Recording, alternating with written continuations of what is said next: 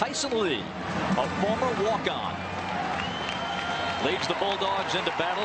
This club tries desperately to win a road game. They've lost 6 straight away from Starkville, and a tough opener in this ballpark, no doubt about it. We will see Chris Ralph. Dixon indeed gets the start, Dave. You talked about that earlier, and the first pass of the night from Lee is incomplete. Mississippi State offensively. You take a look at that line. It's been thinned by injury. Jenkins, the lone senior. Chad Bumpus made his debut in a big way from the H-back spot. He made 2 catches last week against Jackson State, both for touchdowns. 2nd and 10.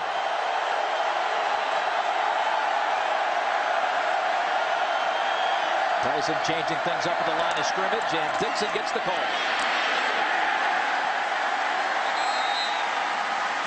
Dixon brings it out to the 22-yard line, 3rd and long.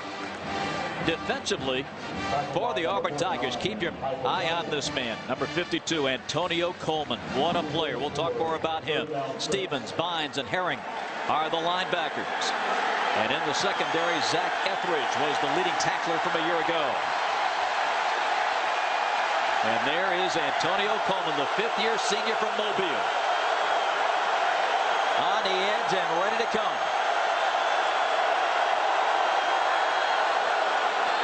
Penalty flags. I believe Auburn jumped. Addison Lawrence, maybe the right tackle from Mississippi State. We'll see. Kenny Williamson and his crew have this one tonight. Prior to the snap, false start, offense, number 75. 5-yard penalty remains 3rd down. Craig Jenkins was the guilty party. Dan Mullen looks to the play card. The offensive coordinator at Florida. You'll see some similarities in his offense that Florida, what you see from the Gators. But remember, you got to play to your personnel, and he does not have that kind of personnel yet at Mississippi State. But we will see some similarities. On 3rd and 11. Lee scrambling. Turns it at the 20. He's got to get to the 30, and he can make it only to the 29. Great coverage in the secondary. Tyson Lee had to scramble for his life ultimately before McFadden brought him down. Well, that's a heck of an effort by Tyson Lee to try to keep this play alive. Auburn does an outstanding job of staying on coverage. Tyson Lee could not unload it, and then he almost made a superior athletic effort to get the first down, but good job to minimize damage on the scramble. Heath Hutchins is the Mississippi State punter. Let's see how Mario Fannin fares returning punts tonight. He struggled last week. He'll fair catch this one at the 27. So each team gets it, and a couple of punts. We are underway from the Plains.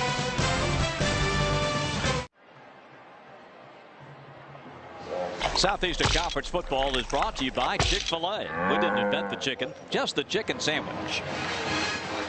We welcome you back to Auburn, Alabama. Great to have you with us on this SEC Saturday night. David Archer is here. Jen Hildreth is down on the sidelines. Bob Rathman with you.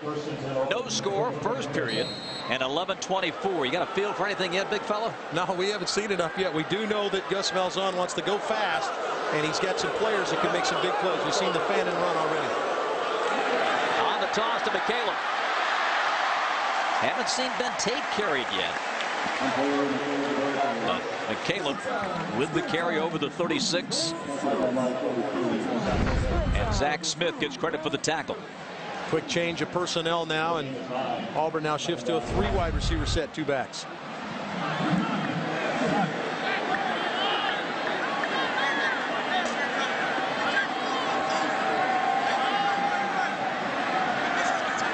When Darius Carr is in the game at the top of your screen, number 9. Over the middle and complete. Over midfield to the 48-yard line. Darvin Adams makes the grab. Yeah, well thrown ball here from Chris Todd. Just a deep in route to Darvin Adams. You see Fannin 27 releases in the flat, pulls the linebacker out of coverage, and there's the throw right in behind the linebackers. Marcus Washington on the coverage. Outstanding throw there from Chris Todd. Third first down of the night for the Tigers. And McCaleb wrapped up right away by Charles Mitchell. Came in from his safety spot. Ontario McCaleb, the freshman from Fort Meade, Florida, had a marvelous night. In fact, the best night for a freshman runner since Bo Jackson in 1982. He didn't miss a beat. Came in from high school, Hargrave, and went to Hargrave Military Academy. Went to high school in Florida at Fort Meade. 1,900 yards on the ground and 23 touchdowns. He didn't miss a beat when he became an Auburn Tiger. 2nd and 8 for Chris Todd, the senior from Elizabethtown, Kentucky. Hit as he throws, and the catch is made. And Adams will take it down to the 16. But Chris Todd did a great job hanging in there. Yeah, get pressure off the edge. He slides up in the pocket like he's supposed to, and an outstanding touch throw over the underneath coverage and into Adams' hands, and a nice run after the catch by Adams. So 2 good throws from Todd over underneath coverage, dropping it in. He's on the mark here early. Auburn driving. 1st and 10 at the Bulldogs 16.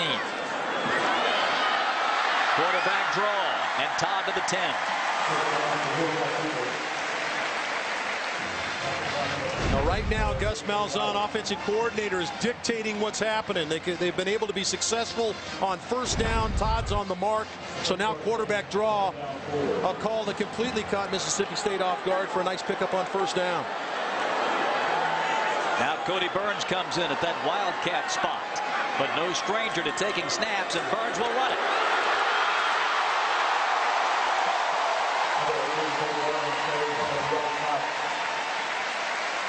Gus Malzahn brings an impressive resume to Auburn. His last 3 years as a coordinator, 07 and 08 at Tulsa. But Dave, we all remember his days at Arkansas. Yeah, he was the guy that kind of should get credit probably for the wildcat formation, which we see here from Cody Burns.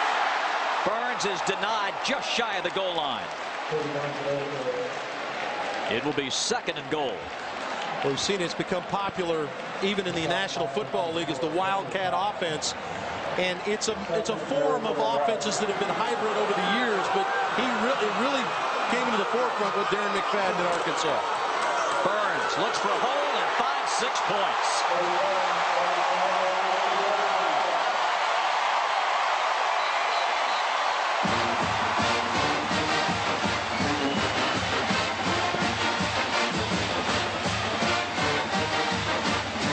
Cody Burns with his 9th career rushing touchdown. And Cody's so dangerous because we talked about the fact that he stepped away as the quarterback, became a receiver, so he is a quarterback essentially in the game, so you can't just defend run against him, or he'll throw it and score a touchdown throwing the football. This play is under review. Let's see if Cody breaks the plane of the end zone. I don't think there's any question about that. Pretty easy call for the line judge right there. Just getting in behind Ryan Pugh, the center, and blowing it straight ahead.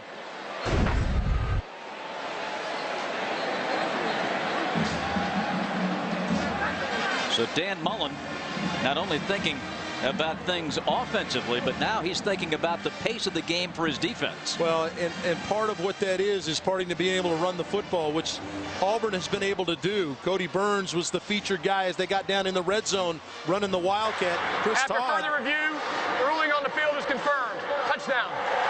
Chris Todd, a major part of that, throwing the ball. 2 excellent throws got him down in range so Cody could pound it in for Gene Chizik's club. Junior Wes Byram in to kick the extra point. Clayton Crowfoot is the holder. And he knuckleballs that one through. Like they say on Broadway, how'd you come out? And it was good. Was deflected. A timeout with 8:13 to go in the first period. Auburn 7 and Mississippi State nothing.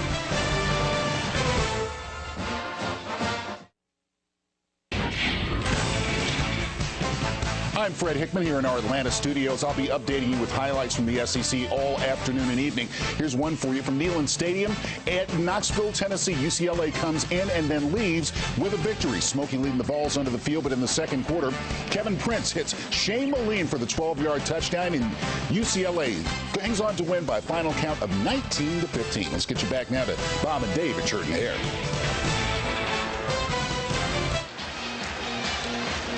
Thank you very much, Fred. We'll be looking forward to all of your updates through the evening. A big night of SEC football. You can keep it right here. We'll keep you up to date on all the games. Auburn draws first blood in this one.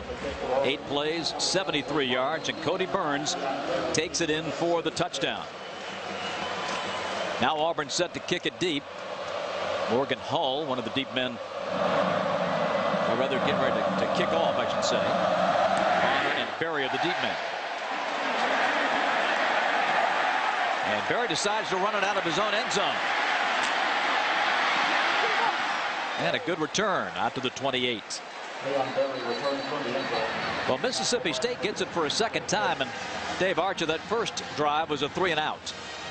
Well, now Chris Relf will get his opportunity. Tyson Lee started the football game. He had 8 starts last year for this team. But Chris Relf is a big physical kid. You see the numbers, 6'3", 235. And he had an excellent day running the football. You see his numbers throwing it, 7 of 10, excellent, 3 TDs. He also ran the ball for 82 yards and a touchdown against Jackson State last week.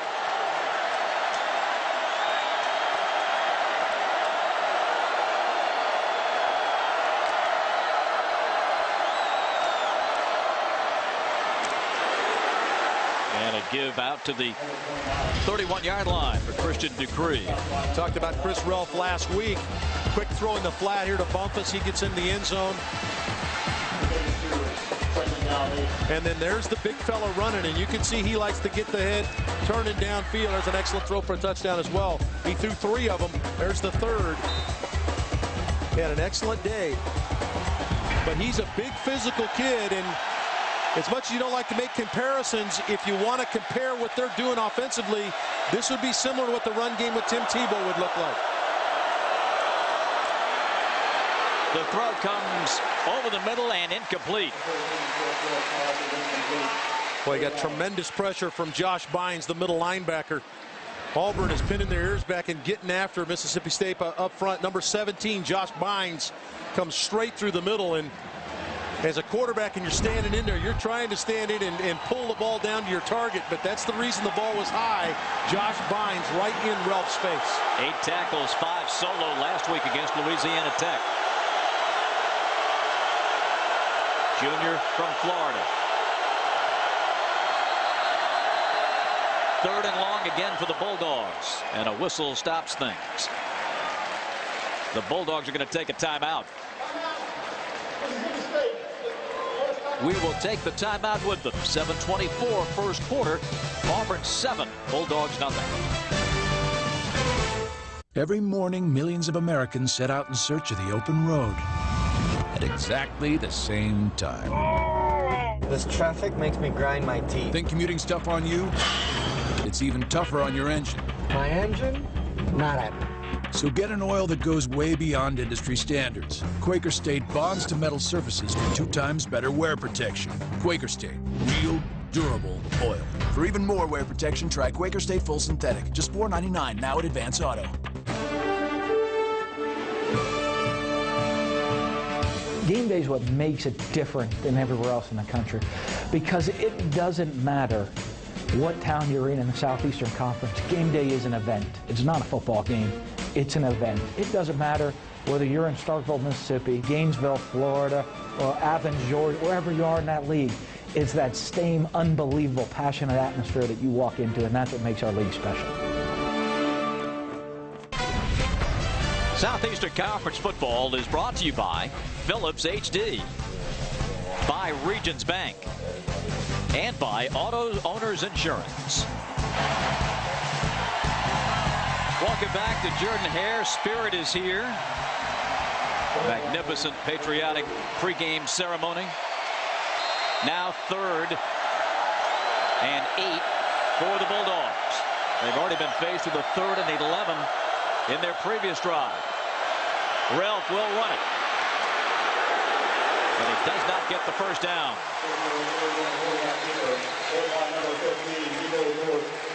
He's going to find that running through Jackson State's defense and lowering the head and lowering the boom on some players is going to be a little different than lowering the boom on an Auburn Tiger or anybody else in the SEC. That time Jake Ricks and Nico Thorpe dropped the hammer on Ralph 2 yards short of the first down.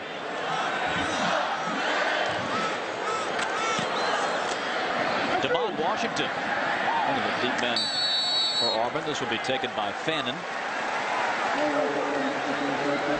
Well, we talked about how successful the drive was for Auburn, previous drive, and a lot of it was Chris Todd. This excellent throw to Adams over the top of the linebackers, and then this throw under pressure, he drops it over the underneath coverage again to Adams, and he gets him run after the catch, and he says, okay, Cody, you take it the rest of the way. And Cody Burns hammers it in for Auburn.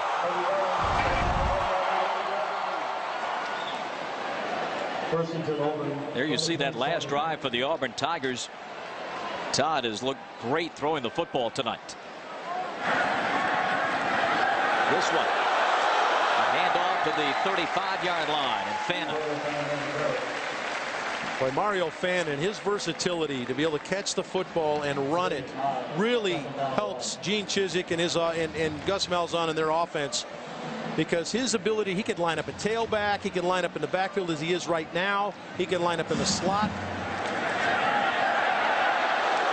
And again, Fannin bounces off a couple of would-be tacklers, takes it over the 50 and into Mississippi State territory. Charles Mitchell the tackle, but not before Mr. Fannin came up with an 18-yard gain. Well, when Fannin showed up on campus, he was the new big gun at running back, and he and Ben Tate shared carries. And then they found that they needed to get both Tate and Fannin on the field at the same time. And now they found a place to get Fannin. You see Fannin coming on late. They need to find a place to put both of them on the field. Now, we have not seen Ben Tate, but we have seen Ontario McCaleb, and he's another part of that mix. Tom going for the deep ball, and it's going to be knocked down by Mitchell. Had a chance to pick it off. Zachary, the intended receiver. That's a good play by Mitchell on the ball. Zachary is the outside receiver he's trying to get the football to, and really the theory as a quarterback is if he's even, he's leaving. As you see Zachary run by, that ball's got to be out deep and take him into the end zone with it. He underthrew him, or he might have had a touchdown. 2nd and 10.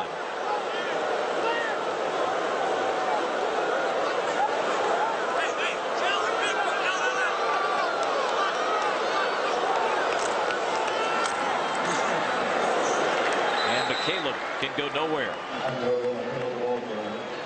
Downstairs to Jen.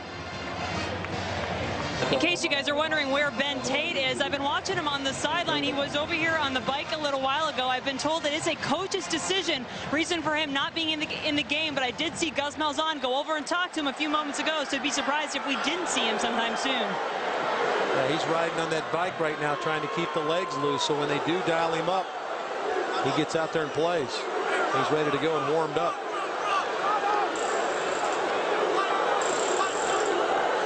Third down and 8. Todd comes over the head of Mario Fannin. Yeah, we got a flag on the play here, Bob. And Lee Zimba, who's working against Pernell McPhee, he held on to him. Two big guys, Goliaths, going head-to-head there. And Zimba got a little bit too much of McPhee, and that's what you're going to get here, a hold against the Tigers. Holding on the offense, number 50. The penalty's declined. 4th down. Now, they called it on Ryan Pugh, but it was definitely on Lee Zimba. 4th down, 8. Left side of your screen here, 73. Working against McPhee, 90. Now watch McPhee spin to the inside, and then there's the hold as he throws him to the ground. So I think Pugh will have a talk with Zimba and say, hey, don't drag me into your mess. Clinton Durst is the punter. And Leon Berry, the deep man for the Bulldogs. Pretty good pressure. And this one is going to be touched at the 1. Beautiful. 45-yard punt. Number 61, Jordan-Hare. Well, this takes a lot of work and special teams. This is something they go over and over, trying to down the ball inside the 10-yard line. Excellent job. Just a great kick to start off with, and then tremendous coverage. Josh Harris down to tap it close there at the 1-yard line.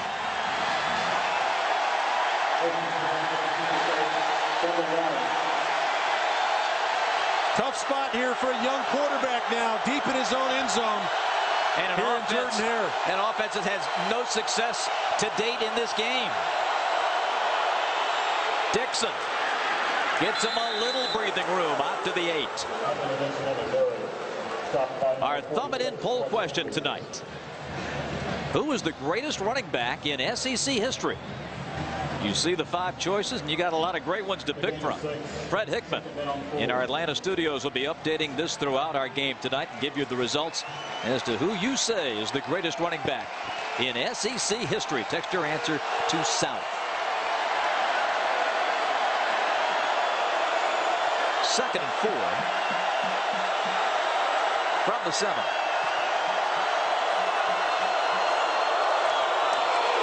And Dixon met again. A loss on the play. Adam Herring coming up with the stop.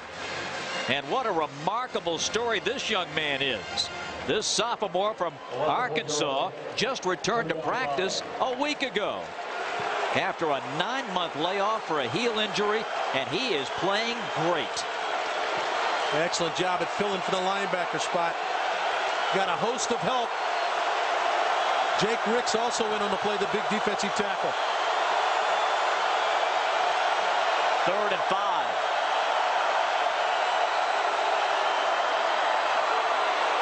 On the toss. Out of bounds at the 13. Dupree with the carry. Thorpe made the grab. Nico coming over last week, made his 2nd career start against Louisiana Tech. Nice job there by Ralph to run the option out on the edge, get the ball to Decree going downhill, and the Decree runs through the tackle of Thorpe on the sideline to get the 1st down. 2 big bangers at running back, Decree and Dixon. The first down of the game for the Bulldogs. Dupree.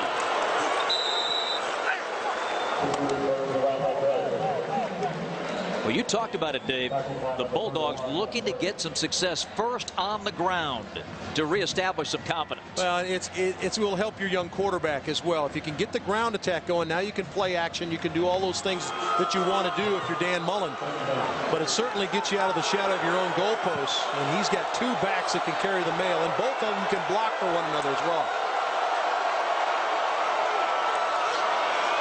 To the sideline and through the hands of Brandon McCray.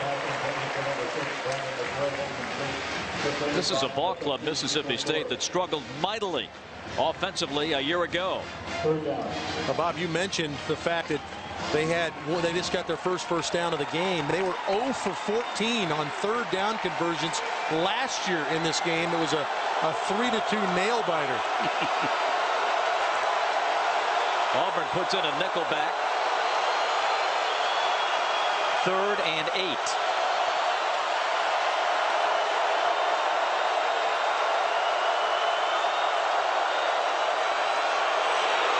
Intercepted. Coleman. To the end zone. Did he get in? Touchdown.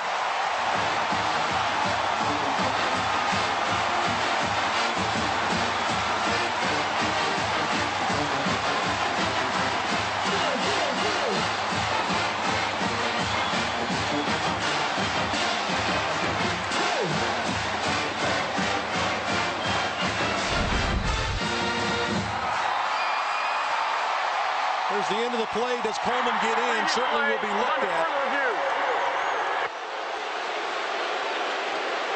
Antonio Coleman Well, the versatility of Antonio Coleman, he's a pass rusher specialist, and not just that, he can play the run as well, but here you see the versatility to drop into zone coverage in a zone blitz. Damon Washington, 14, gets the pressure. The big defensive end drops off in zone coverage, and now does the big fella get in? Well, you got to like the style points on the dive. I give him a 9.5 on the dive. That ball has to stay inside the pylon. It doesn't matter if he came in out of bounds. As long as the ball stays inside the pylon, it's a touchdown as he breaks the plane. That pylon is out of bounds. Boy, that is going to be a tough call upstairs, and they are still in deliberation.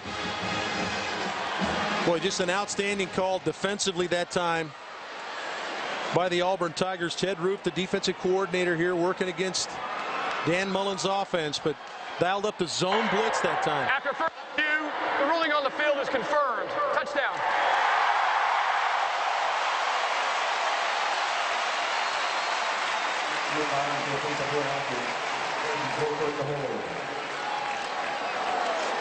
"20-yard pickoff for Coleman. And now the extra point as the Tigers continue to dominate the proceedings. They are going downhill. A defensive score to make it a 14-0 lead.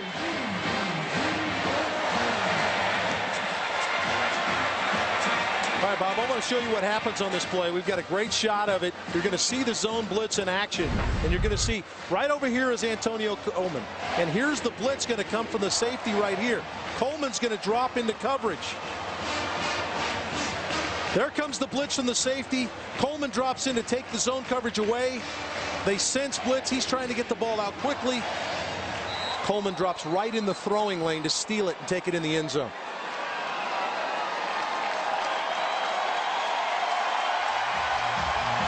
Antonio Coleman with the touchdown, the Nagurski Award nominee, the Bednarik Award nominee, the Ted Hendricks for Best Defensive End nominee, and he's got his first career touchdown.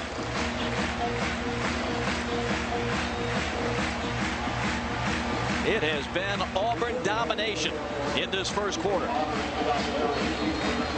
Morgan Hall ready to kick it deep. Leon Berry, Wade Banner, the up men.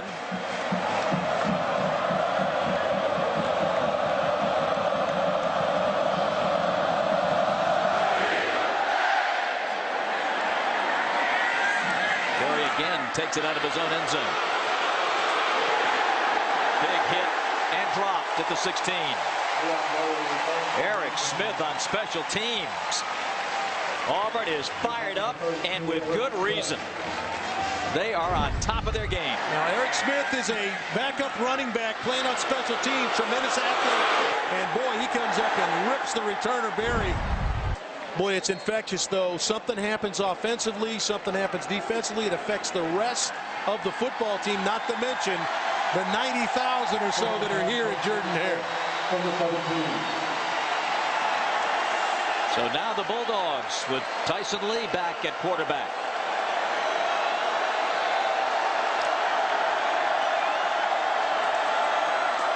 Dixon. And run down from behind at the 24-yard line by Zach Clayton.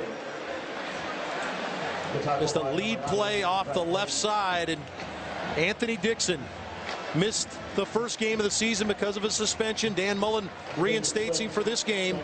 He is just 600 yards or so short of the all-time rushing record at Mississippi State, held by Atlanta Falcons' Jarius Norwood.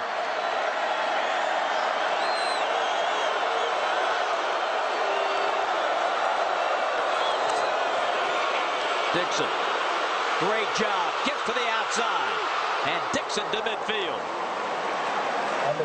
A 23-yard rip-off, and a first down for Mississippi State. Boy, excellent job off the left side, getting in behind Sherrod and Salisbury on that left side, and then Dixon, when he gets ahead of steam down the field. Look at McCray working against against Damon Washington.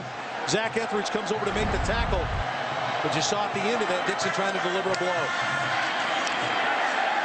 To the 48 of Auburn. And Dixon, much like he did in the game here 2 years ago when Mississippi State won the game, he becomes a one-man battering ram. Had over 1,000 yards that year, his sophomore season 2 years ago in a big Mississippi State win. He gets a breather, and Robert Elliott comes in. Everything has been on the ground for the Bulldogs.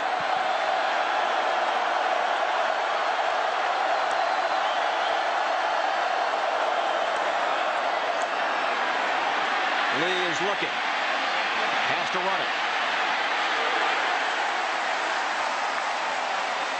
Maybe a yard gain and a penalty flag. Coleman and Goggins combined to bring him down.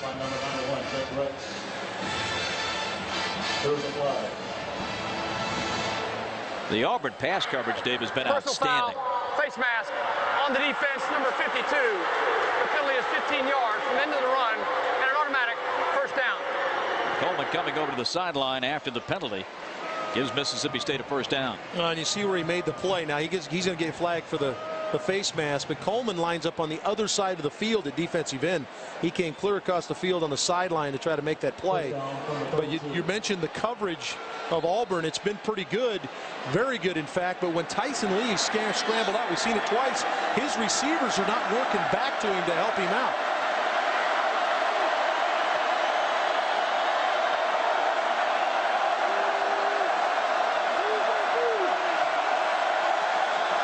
Play clock at 5.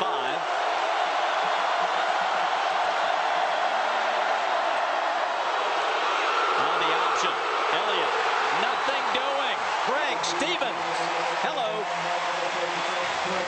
Well, just a slow developing play against an Auburn defense that can run, and the two linebackers were the ones that made the play. Bynes pressures the quarterback, and Stevens comes over the top to make the play on the option, but it just took too long to develop. That's the end of the first quarter here at Auburn. And it is all Tigers offensively and defensively. 14-0 Auburn after one. We're going to the second on SEC College Football Saturday. SEC College Football Saturday presented by Phillips HD. 14-0 Auburn, and the second Tiger touchdown came courtesy of the defense. Antonio Coleman jumps up, grabs it out of midair, and heads to the corner of the end zone. He made it in to make it 14-0. And for more on the Coleman story, we go to Jim. Well, one guy who's really helped Antonio Coleman this year is Tracy Rocker, who joined the team as the defensive line coach, former All-American here at Auburn. And one thing that he told me, he said when he first met Antonio was, he said, all right, I'm going to challenge you. What's your purpose? Antonio said, do my job. He said, that's not enough. I need you to lead, or I'm going to make your day uncomfortable. Mississippi State gives the ball to Dixon. And the Auburn defense is there to stop it for no gain. There's Tracy Rocker. You talk about the all-time greats, not only of Auburn history, not only of SEC history, we're talking about one of the all-time greats in the history of the college game. No question about it. Was voted into the College Football Hall of Fame in 2004. He was the first guy in SEC history to win both the Outland and Lombardi trophies. A pretty good mentor, I would say.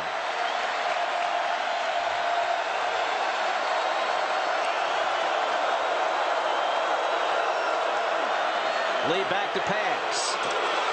And a great grab on the sideline and out of bounds.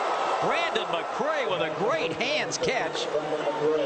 And a 19-yard gain. You said it, Bob. This is a spectacular catch by Brandon McCray working against Damon Washington. He climbs the ladder and just snatches the ball out of the air, and then to have the presence of mind of where he is on the field to snap it up the field and get the first down.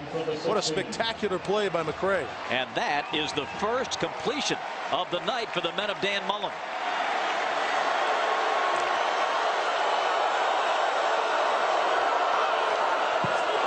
Dixon dives to the 4. Well, you talk about a guy that's got some feet. Craig Stevens has got him lined up to try to make the play out in space. If Ted Roof were to design this defense, this is exactly what he would have wanted. He had everybody accounted for in the option. And there's Stevens. You got to make that tackle. What a play by a 235-pound running back to make the linebacker miss and stick it inside the 5. First and goal for Mississippi State. Dixon bangs it down to the 2. First 3 drives of the night, Mississippi State had only 1 first down. They picked up 4 in this drive. How about Dan Mullen breaking out the wishbone lead play on first down inside the 5? Mullen known for all that innovation, everything they can do with the football, and they're going to come out in the wishbone with 2 tight ends. And here it comes again. And Dixon. Does he break the plane? Yes. Touchdown. Anthony Dixon gets Mississippi State back in the ballgame. Just the same play again, the lead play. The wishbone considered one of the great short yardage offenses of all time. And it's just a straight lead. 2 backs leading up the field. And it didn't look like he got in. I think they're going to have to line up on 3rd down and try to get it in. The big fella drug down right there. Just short of the touchdown. Gang tackling by Auburn. The knee is down before the nose of that ball crossed the plane.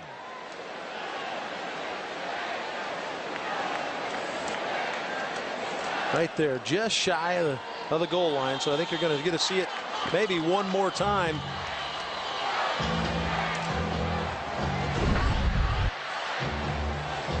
Tyson Lee, you've seen the alternating quarterback situation where Ralph has been in. Tyson Lee started the game for Dan Mullen. There's Gene Chizik standing alongside him. Ted Roof in the white shirt right there, his defensive coordinator. Former head coach at Duke. Boy, he is an excellent football coach. Chizik's got him a heck of a staff here at Auburn. The replay official would like one more look. And you see the lead. You got 2 backs leading, getting in behind the offensive line, but a good job of Auburn to get off blocks and get around the legs of Dixon, and it certainly looks like he's just shy of the goal line.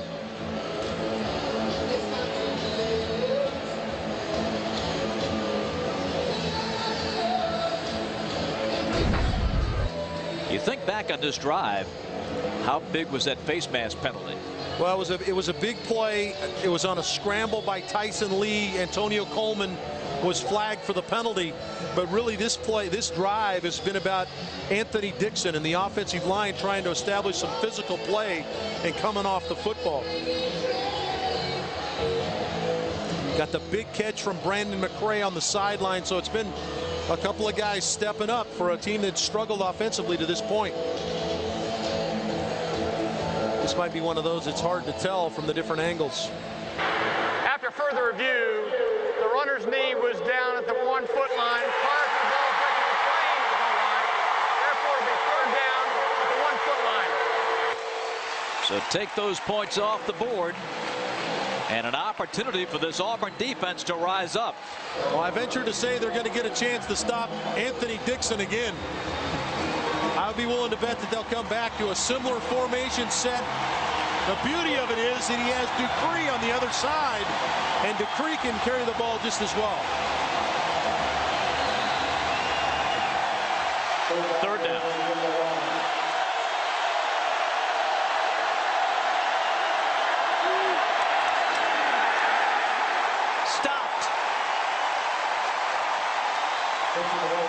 Dixon trying to go over the top. Boy, it's hard to tell, Bob, and it certainly looked like Freeman got in. It looked like Zach Etheridge, the safety. Clayton was in there. There was a number of players in around the legs of Dixon as he elevated.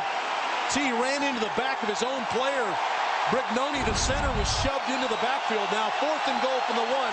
They'll go.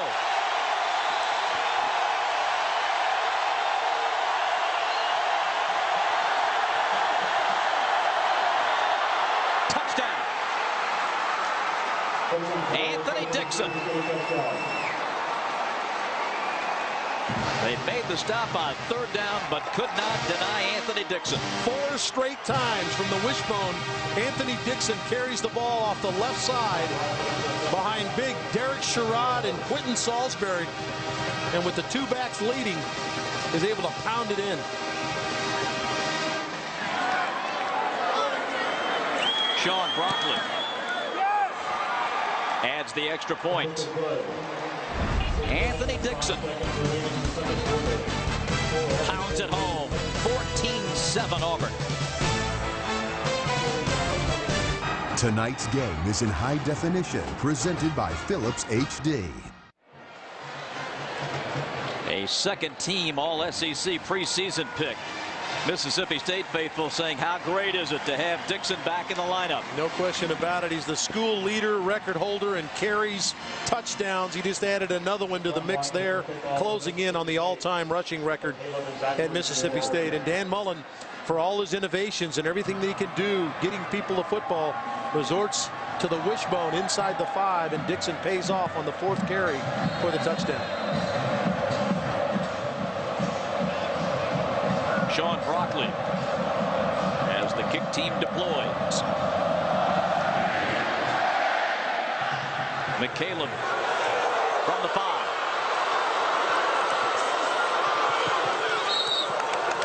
Auburn will start inside the 20 at the 19. And the key numbers from our first half brought to you by Academy Sports and Outdoors. And even though the numbers favoring Auburn through the first quarter and plus, Mississippi State getting back in this ball game. Well, the numbers have evened out significantly because of that drive. Anthony Dixon running the football behind his big offensive line, a couple of key plays, a penalty, and a great catch by Brandon McRae, and we got a ball game here early here in the 2nd quarter. And for the first time tonight for the Auburn Tigers, Ben Tate makes his way into the lineup. And gets the carry.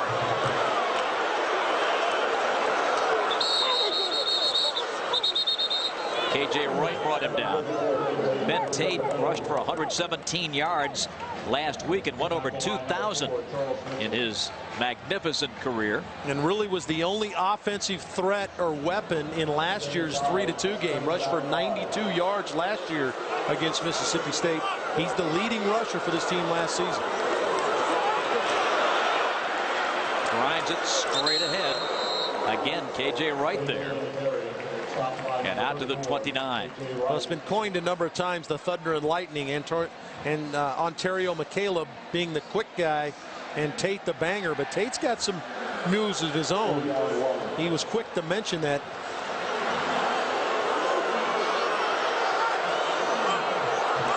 Cody Burns in and wants to run it after the snap, and a penalty flag stops the play.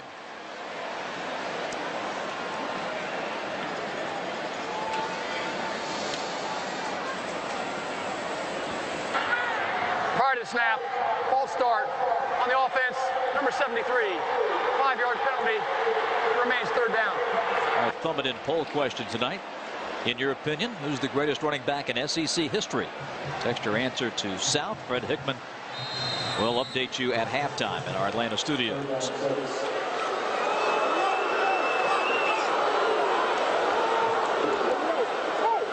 Third and 6.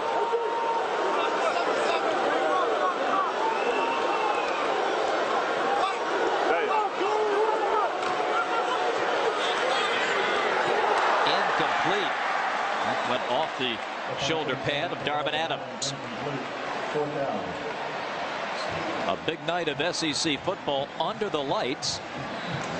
We've had a couple of games in the books. Florida won big over Troy earlier today in Gainesville. Tebow had a magnificent day throwing the football. And Tennessee falls at home to UCLA 19-15. And here's what's going on elsewhere. The Gamecocks in Georgia in a high-scoring first quarter in Athens. And how about this one right here? Wow. That's just about 150 miles from here in Tuscaloosa. This punt is going to hit at the 50 and just drop right there.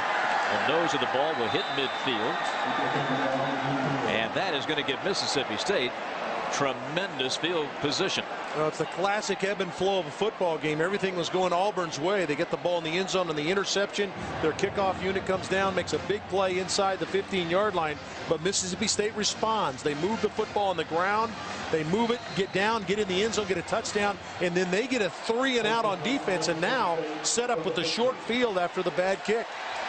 Just a 26-yard punt, and Dixon looking in mid-season form in his first action of the new year.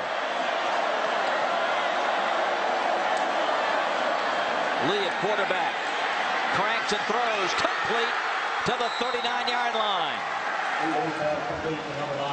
A beautiful catch by Leon Berry.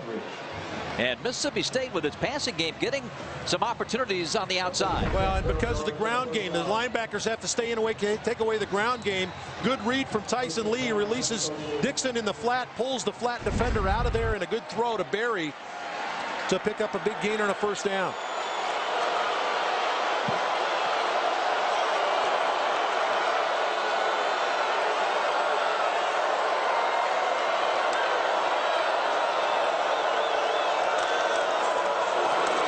Gets this one.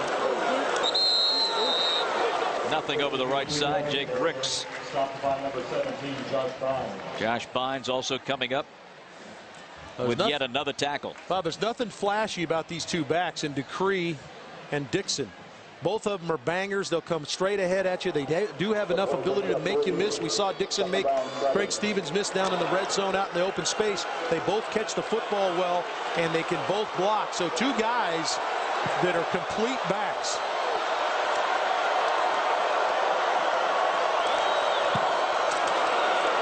Ralph.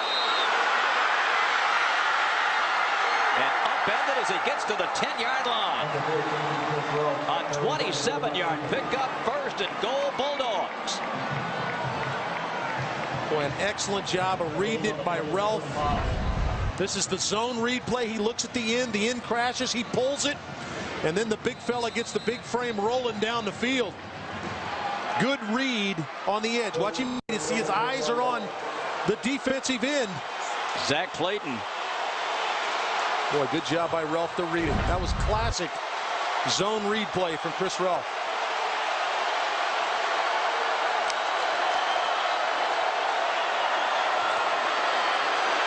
To the outside and knocked out of bounds. Penalty flag.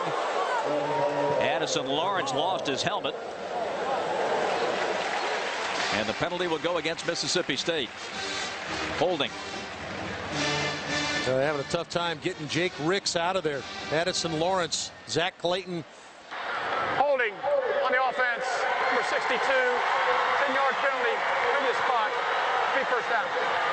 Zach Clayton also involved, and Zach Clayton really is the guy that's tough. Look here, Lawrence gets shoved into the backfield, clouds the look for Ralph, so Ralph slides to the outside, and as Ricks, or as Clayton slides off the block of Lawrence, reaches out and grabs him, and that's where the flag comes. Great job by Clayton to stuff the play.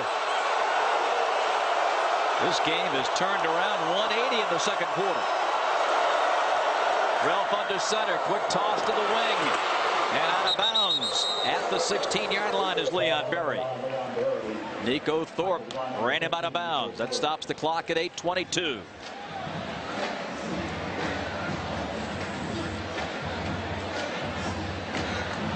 Alternating quarterbacks now with the play. Ralph will leave. Tyson Lee checks in with the call from Dan Mullen.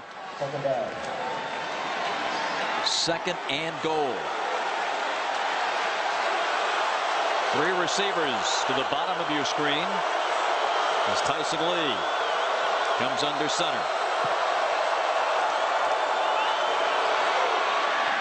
Floats it to the 12. And Auburn is there. Marcus Green made the grab. Craig Stevens the hit. That time Dan Mullen decides to move his quarterback, knowing that Auburn is going to pin their ears back and maybe come after him on second and long. So they sprint the quarterback and get the throw in the flat. Good job by Auburn to take away the throw down the field. Made him throw it underneath. Stevens makes the play from the linebacker spot. What do you think the play call is here? Well, you've got Tyson Lee in the game, and he's the more accomplished passer. Remember, Anthony Dixon, an outstanding receiver, checks way out wide up top.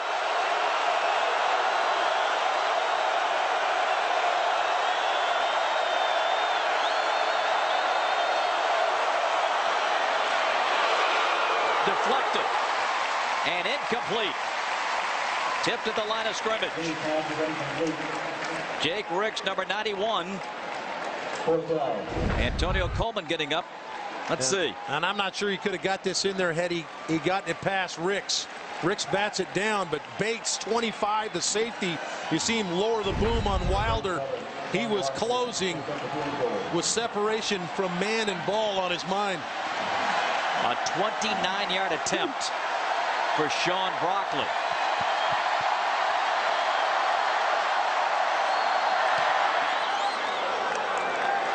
And it is good. So Mississippi State getting blown out of the water in the first quarter. A different story in period 2. Dan Mullen likes it. 14-10.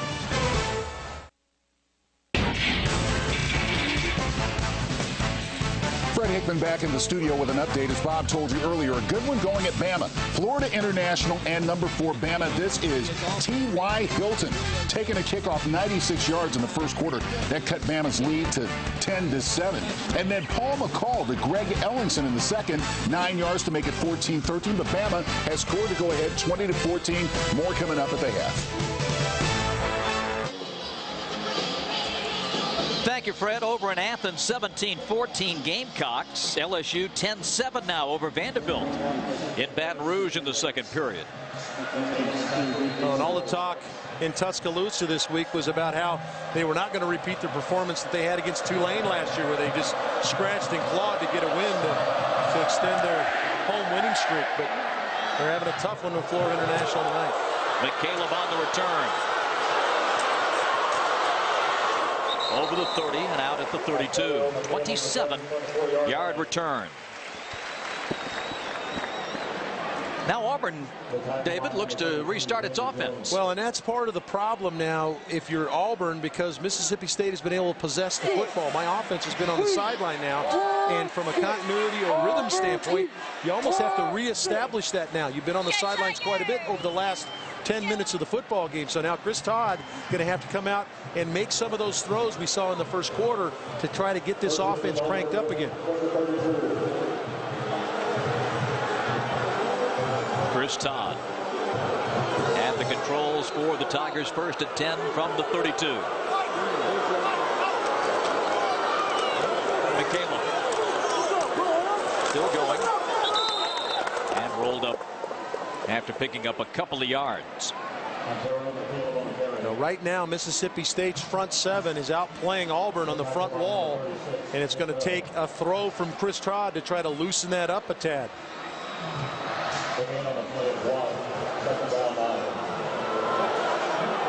Officially a 1-yard pickup, 2nd and 9.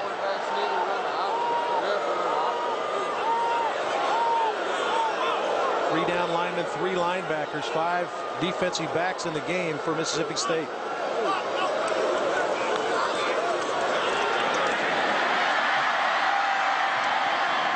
Darrell Zachary.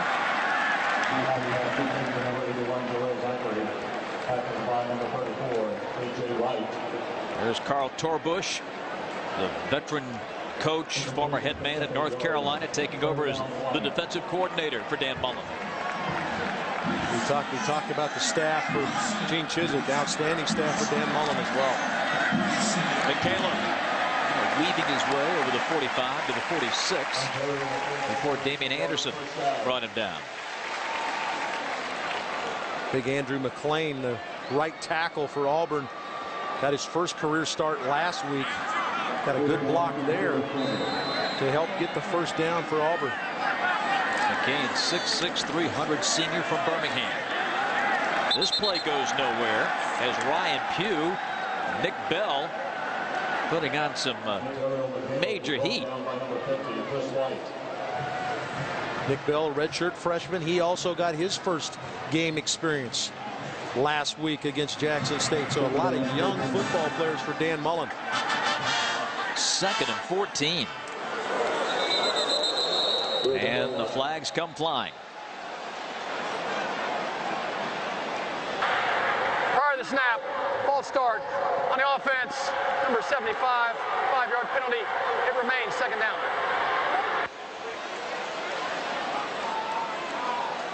Gus Malzahn calling for a personnel group.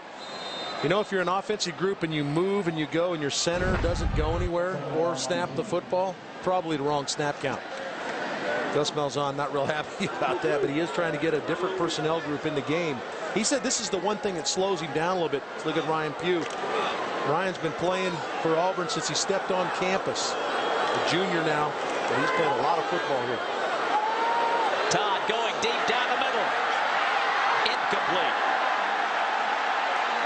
Zachary drew a lot of attention from Washington and Smith. Well, Washington is in a great position to make the play against Zachary. Tremendous job of keeping his leverage. You're going to see the corner to the right of your screen now. He's going to keep outside and deep leverage. He's got deep third responsibility. See him come over the top to make the play. Good job by Zach Smith, the free safety, to be in the position too. Whenever you're trying to throw a post route, if the safety stays in the middle of the field in the corner, you can't get by the corner. Probably not a good idea to throw it down there. Usually goes back the other way. Good play by Washington. And there was a holding call that backs the football to the 37.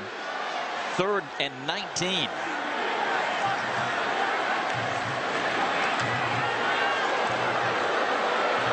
Todd. Incomplete. That time, Darvin Adams was trying to come back and help a bit. Well, Darvin Adams made a couple of catches early in the football game, and this is his 2nd drop, and I'm going to call this a drop as his quarterback moves now. Now your job is to find a hole and idle down, but his feet slip out from underneath him, and the ball hits him right in the chest. That's a catch he's going to have to make for his quarterback as he moves out of the pocket. And in the statistics, they don't count the drop, so Todd is now 0 for his last 5.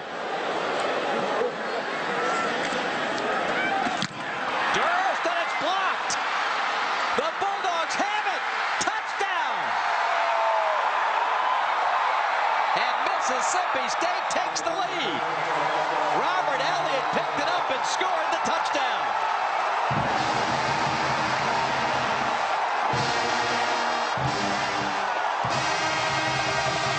And the punter, Clinton Durst, got smoked on the play.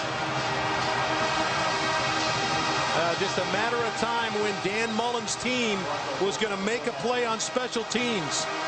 Dan Mullen, who watched Urban Meyer coach the special teams at Florida, that's something he's really enjoyed doing now that the offense is being taken care of by Les Koenig. Being able to do what he wants to do on special teams, and you just knew it was a matter of time. They blocked a number of punts at Florida, and you knew that Dan Mullen was going to dial something up there. Broccoli got it in there, and that makes it 17-14. Here comes the heat. And Elliott grabs that loose ball and puts the Bulldogs in front.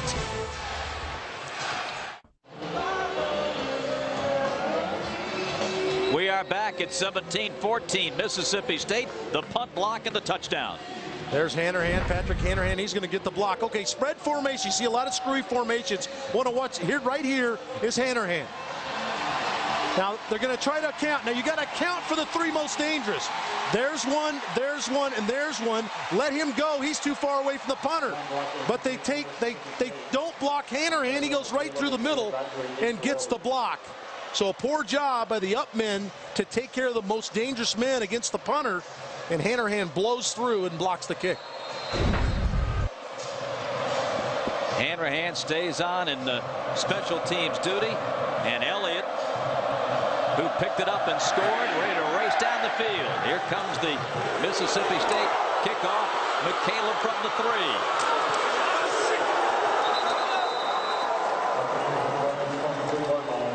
And we talked about the punter, Clinton Durst, who just got walloped by Hanrahan on the block. And he's trying to shake it off down there on the Auburn sideline. Well, if there was ever a situation where you don't want anybody to be injured, and Durst took quite a shot there on the block from Hanahan, but if there's ever a team that had a backup punter that can step in, Ryan Shoemaker, an all-SEC performer, stands waiting in the wings to take over the punting duty. So Auburn is in pretty good shape there.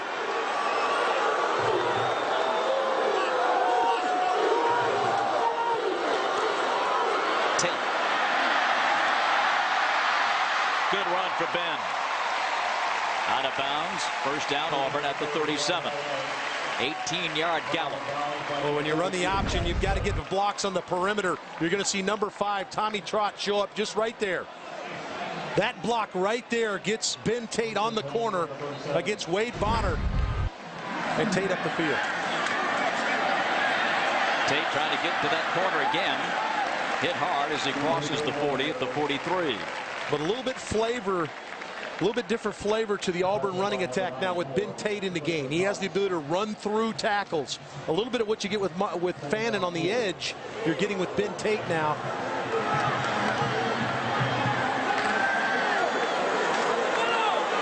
Ben takes it straight ahead. And an Auburn first down at the 48-yard line. And we're seeing in this series, Dave, the tempo much more to Auburn's liking. Yeah, much more what Gus Malzahn wants. They're having to change personnel because they don't quite have the right personnel for Gus Malzahn to keep them all on the field. He wants to get the right packages on.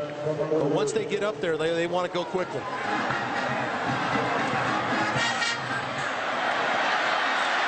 McCaleb crosses Bulldog territory.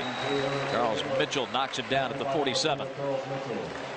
Mitchell gets the tackle. Excellent job by Chris White, the outside linebacker that time. Blew up the outside lead block and really clouded the look for McCaleb as he picked up 4.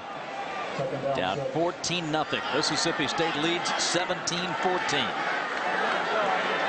And one of the Auburn scores was the Coleman pickoff. Down on the option. McCaleb.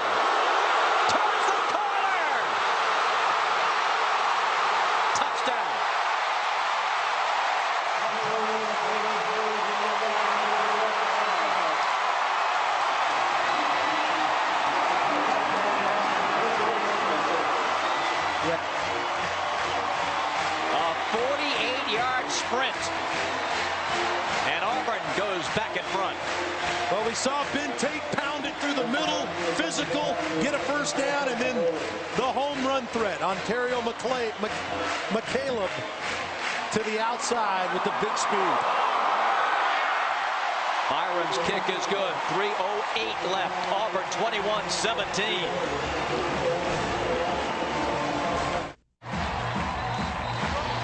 21-17. And Dave Archer, you talked about speed on the corner from this young man. And you got a block on the edge to get McCaleb free, and that's exactly what Auburn did. You got to get blocks down the field. You're going to see them. We're going to freeze it for you right here. Tommy Trott, there's the block there. Now the block out on the edge, and there's Cody Burns. How about that? 2 key blocks, and then it's big speed on the sideline. You got to get the guy to the edge, and it's going to take blocks. Tommy Trott, Cody Burns getting that done, and then McCaleb takes care of the rest. And there's Cody. I think one word sums up his contributions to the overall football program this year, and that's selfless. No question about it. And you tag right behind that in parentheses, a football player. Makes a magnificent block. Auburn 21-17. Hall's kick again to the end zone and buried.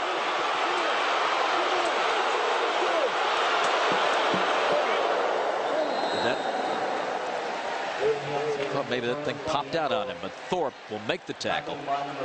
And Mississippi State on a 29-yard return. Penalty marker on the field.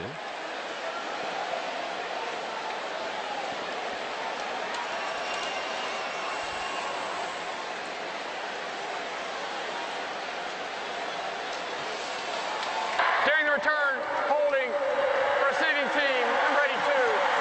2 yards penalty, first down. Down to Jen on the sidelines. Bob, you guys used the word selfless to describe Cody Burns a few moments ago, and I think every single person in this stadium would probably agree with you. To do what he did, get up and talk to his entire football team when he was so disappointed to lose out on that quarterback job, and make sure he had this entire team not only behind him, but behind the starting quarterback, Chris Todd. Tyson Lee, quarterback for Mississippi State.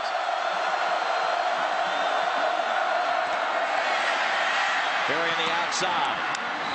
Over the 25 and to the 27-yard line. Bob, let's get back to what Jen was talking about there. You mentioned the word selfless. Cody Burns, you cannot put a measure of what that means to the football team for him to stand up after being told that he's not the starting quarterback, for him to say, I just want to help. I'm going to ride with you guys. I'm going to do whatever I got to do to help this team win football games. And coming from a guy that had been the quarterback on this team, his leadership was already established. He now becomes a guy that they will walk through fire with. Dixon. Well, on that note, here's what Gene Chizik had to say about Cody Burns. There's almost one of those moments that kind of make you want to cry. I mean, really, you know, you're sitting there as a grown man going, golly, I'm getting ready to tear up, because it really was kind of an example of a really young guy showing maturity way beyond his years. And it speaks volumes. Well, he's a guy that burst on the scene in this game 2 years ago. He was burst on the scene as the quarterback, and now he's helping any way he can, and the key block there for McCaleb's touchdown. Dixon changes direction but can't find any running room. Craig Stevens.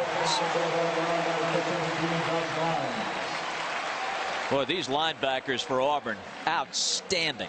Stevens has already picked up 5 tackles in the first half. Ted Roof has got to be thrilled with the way Stevens and Bynes and Herring have played in this game. 21-17 Auburn with a $1:47 to go before halftime. When I came to Auburn, I learned that the Auburn Creed has inspired members of the Auburn family for generations. It begins with, I believe that this is a practical world, that I can count only on what I earn. Therefore, I believe in work, hard work. I believe in education, which gives me the knowledge to work wisely. I believe in a sound mind, in a sound body, and a spirit that is not afraid. And because Auburn men and women believe in these things, I believe in Auburn and love it. Really? A minute 47 away from halftime, and our Toyota halftime report. Fred Hickman will catch us up on a big night and several surprises in the SEC today and this evening. Highlights, scores, all coming up, and he'll update our text poll as to the greatest running back in SEC history. 3rd and 9 for Mississippi State. And they continue to pound it on the ground with Dixon. Coleman the tackle. Just come with zone read. Dixon gets the carry because the end stays upfield on Tyson Lee. And Auburn now burn a timeout to try to conserve some time for themselves at 1:35 here in the second quarter.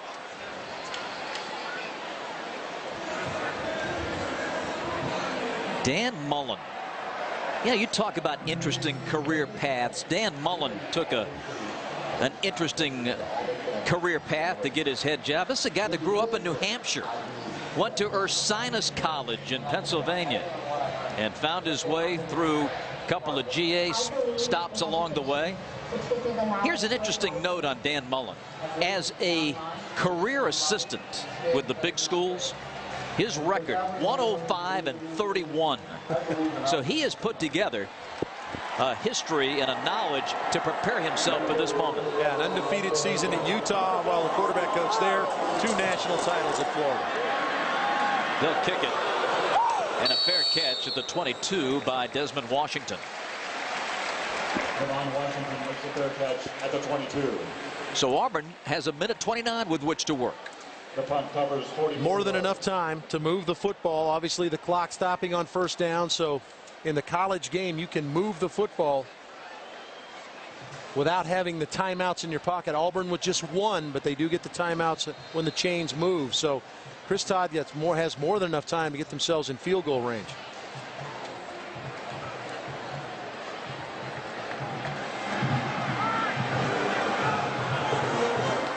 1:29 to go, second quarter.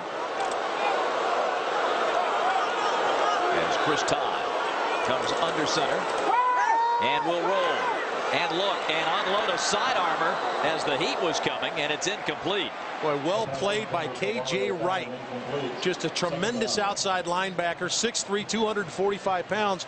But what he does on the boot is he slow plays it. By that I mean he takes away Todd's options. You watch him take away the back right now. Now he's going to rush the quarterback. And before Todd could reload it and get it to Fannin, K.J. Wright was in his face. Boy, that's well played on the edge. 1:24 left in this second quarter. On 2nd and 10, Todd trying to get that ball down the field and out of bounds to stop things at the 25-yard line. Mario Fannin with the grab. Now if you're Dan Mullen, you start thinking about getting the ball back yourself. It's 3rd and 7 now, and he's talking about his defense trying to get a stop. Defensive coordinator Carl Torbush looking to try to get a stop and get the football back. And Dan's got 2 timeouts in his back pocket.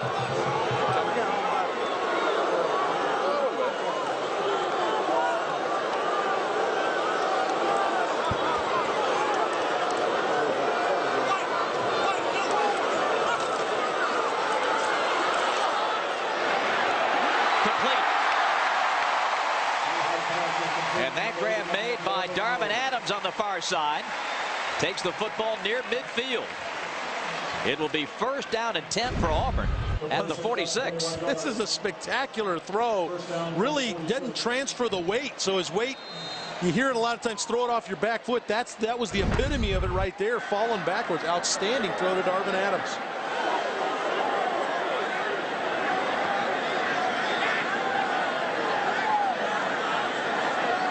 Auburn comes with 4 receivers. Tate the setback. A lot of 3-down line, 3 linebacker look for Mississippi State with K.J. Wright rushing. Oh, the wraparound to Tate. But Mississippi State was there. Wright and White with the tackle. Well, you're seeing a lot of 3-man line, and K.J. Wright is the guy coming from the linebacker spot to rush the passer. He was able to fold across the formation there and make the play along with Chris White. Todd, pump fake, throws, complete at the 30. Down to the 20-yard line. Darvin Adams. 38 seconds left in the half. Boy, outstanding read from Chris Todd. He sees the corner bite up short. He throws in behind against the cover 2 look.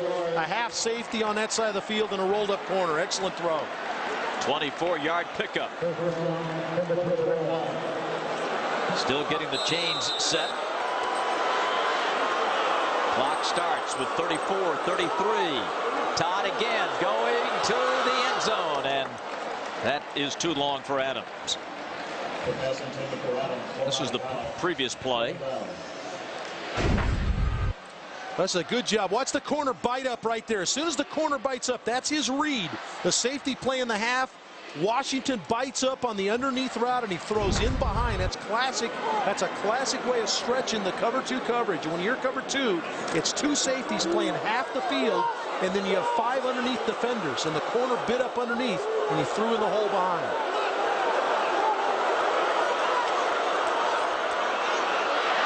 Todd again, caught, but not in the end zone at the 1-yard line. And Auburn has 21 seconds left. Darvin Adams, who made his first career touchdown grab last week against Louisiana Tech, takes it down to the 1. He's shaken up. Big hit from Zach Smith coming over the top, but again, finding that hole between corner and safety by Darvin Adams. Auburn takes the timeout with 21 seconds left, and the way he landed on that shoulder, Adams comes off the field and in need of some medical attention. Well, he has been the go-to guy tonight. We talked about how he made a couple early catches, then he dropped a couple. But in this drive, he has been the man. 3 big catches in this drive.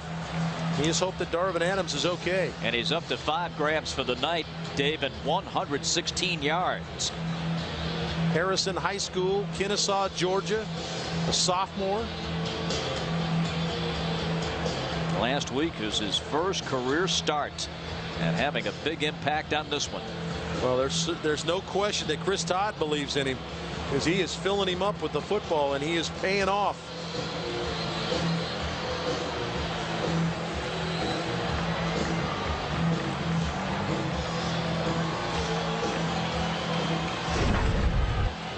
This is the scene a moment ago. Todd and Burns. We just love that coming together of this 2009 Auburn Tiger team. Now 21 seconds left, no timeouts. Cody Burns is at quarterback, so you got to be careful here whether you can get lined up again. The fake to Todd, Burns the other way, touchdown.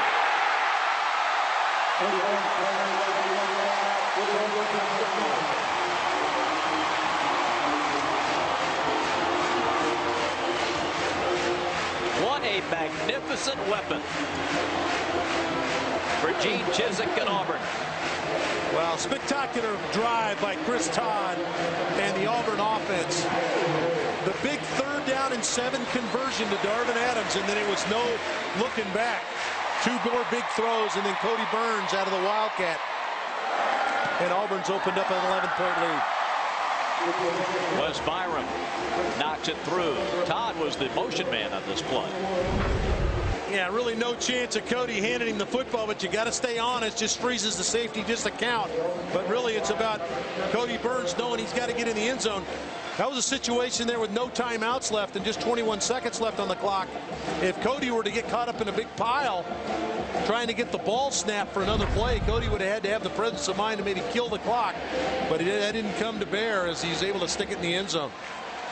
So after the block punt for the touchdown, Auburn comes roaring back with 2 touchdowns. McCaleb's big burst for 48, and as you mentioned, Dave, a fantastic drive resulting in Burns' second 1-yard TD run of the game. 28-17.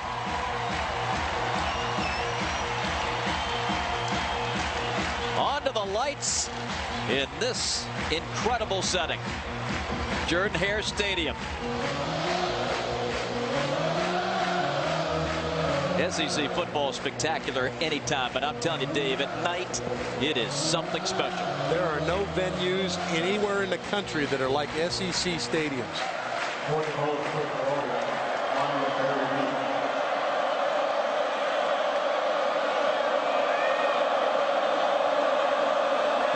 Leon Berry is the deep man for Mississippi State. From the goal line.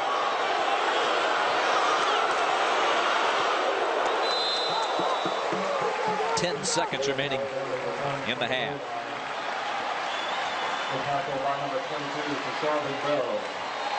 Well, this will be a situation where Dan will send his quarterback out and they'll probably kneel down on the ball. But early in this football game, I'm sure Mississippi State started looking around like, are we in the right place? And they played themselves back into the game. So we're set for a great second half. 28-17 Auburn lead. Tyson Lee takes that knee, and the first half is history here in Auburn. Tremendous momentum swings. Auburn dominated the first period. Then Mississippi State came roaring back and got the lead at 17-14 as we head it down to Jen with Dan Mullen. Well, Coach, your team came back in this one, but now has to come into the half trailing again. What do you need to do defensively to stop this Auburn team? Well, you know, it's the big plays we're giving up. You know, we're stopping them and then giving up a couple big plays. We got to stop that and, you know, and just kind of contain it inside out. Offensively, what did you like from your team in the first half? Well, you know, we're a little cleaner. We still have a lot of execution we do. We need to make some big plays, though. You know, they're making all the big plays in this game. Our offense got to come out and have a couple big hits like they've done. All right, Coach, thanks very much. Bob, sounds like big plays, the name of the game in this one. No doubt about it, and a big second half awaits. But first, Fred Hickman. He's going to get us up to date on a big night on this second Saturday of the SEC season. We've got a great one cooking here on the Plains. 28-17 Auburn. Fred Hickman coming up with all the updates and info in just a moment.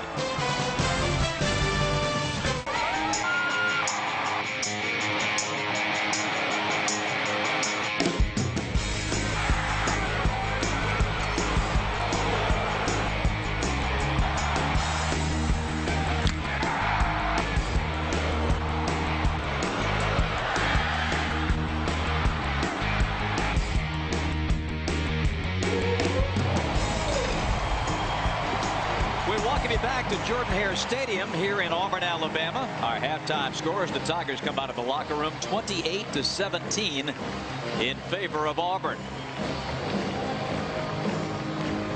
Bob Rathman, Dave Archer back with you here in the booth. And this game was 14-0 Auburn, and it looked like it was going to be a blowout. But then, David, it turned into a shootout. Yeah, just 63 yards of offense for Mississippi State in the first quarter, and Auburn was up 14-0. But Mississippi State cranked things up, and it's really been a fun game to watch because there's been changes throughout the first half. All Auburn, though, in that first quarter as they went off to that 2-touchdown lead early. As we check our Phillips HD game summary, Coleman had the pick for the touchdown, and it looked like Auburn was well on its way. But then Mississippi State turned it around in that second quarter, rallied to take the lead at 17-14. The block punt by Hanrahan turned into an Elliott 10-yard run, and then it was Auburn with 2 late touchdown drives to recapture the lead. Our first half highlights. Now, the ebb and flow of this game has been unbelievable. Coleman intercepts his pass, and it's 14-0 now, Auburn, and you start to think, okay, the route is on, but Mississippi State would have none of it. Anthony Dixon got cranked up, and on 4 runs inside the 5, scores the touchdown. They come right back, get a 3 and out. Mississippi State blocks the punch, gets the touchdown, and all of a sudden Dan Mullen's crew is on top. But it didn't take long for Auburn to get right back in the flow of things. Ontario McCaleb, the talented freshman, goes on the long run for the touchdown, a 48-yard touchdown run, and then Cody Burns has become their red zone guy out of the Wildcats, stuffs it in right at the end of the half. Just a tremendous ebb and flow of the game, and can't wait to get the second half started. And the head man of the Auburn Tigers, Gene Chizik, is standing by with Jen.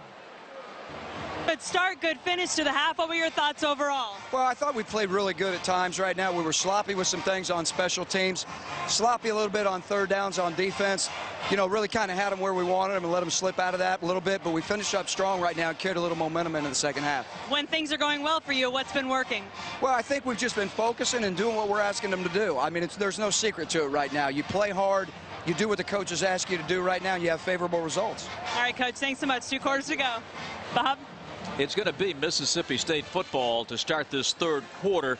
What's Dan Mullen think about this initial drive? I think you got to get back to what you were doing. Anthony Dixon is the key to their offense. You got to pound the running game, get Ralph running the football. Tyson Lee has come in and made some nice throws, but the key is to get the ground game cranked back up so they can possess the football, eat time off the clock.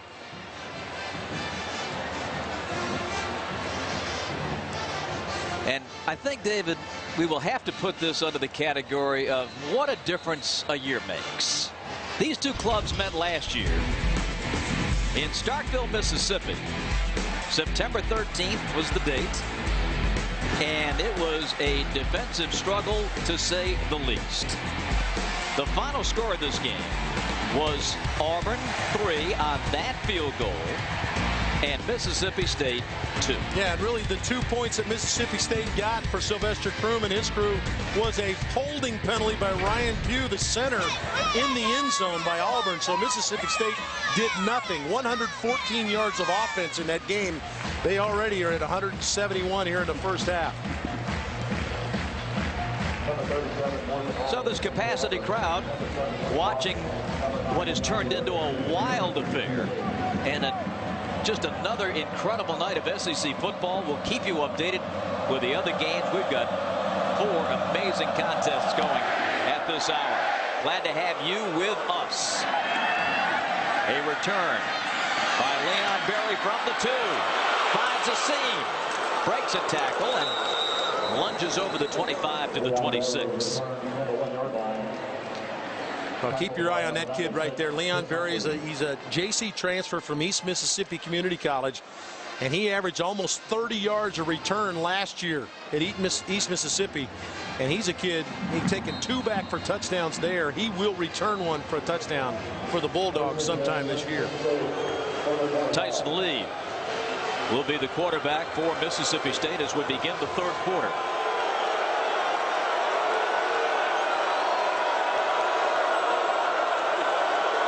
Dixon, the setback, and he carries it out to the 31. Josh Bynes wraps him up. So if you're Dan Mullen and you go in at halftime You challenge your football team, okay, we're going to put it on the offensive line and we're going to come off the ball and run it. It's time to get that done. That's who we are. We're going to beat them up, try to beat them up physically, and where Anthony Dixon's going to carry the rock. And an offensive line that has been thinned by injuries. Tobias Smith, the redshirt freshman, has been out. Came out of the cast last week for the injured ankle. But guys like Sherrod and Salisbury, Brignoni, Jenkins have done a good job for Dixon. This time coming through as a penalty flag flies. Zach Etheridge came up with the tackle on Dixon.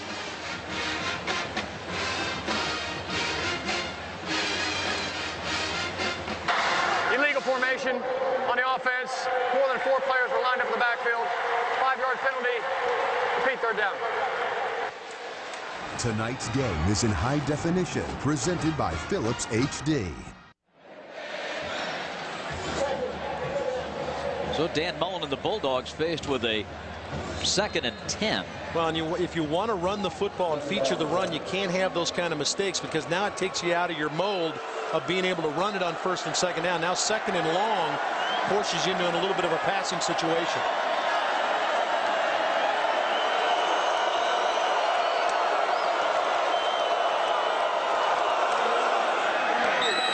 Berry and a flag. Lawrence jumped. Right tackle. Prior to the snap, false start on the offense, number 62. 5-yard penalty. It remains 2nd down. So they lined up improperly. Now the penalty on Lawrence backs Mullins, forces up 5 more yards. It will be 2nd and 15. Well, you see Dan is extremely upset. He understands that this is going to be a small chunks at a time offense until they get their feet under them here the first couple weeks of the season. And to give up 10 yards on mental mistakes, can't afford it.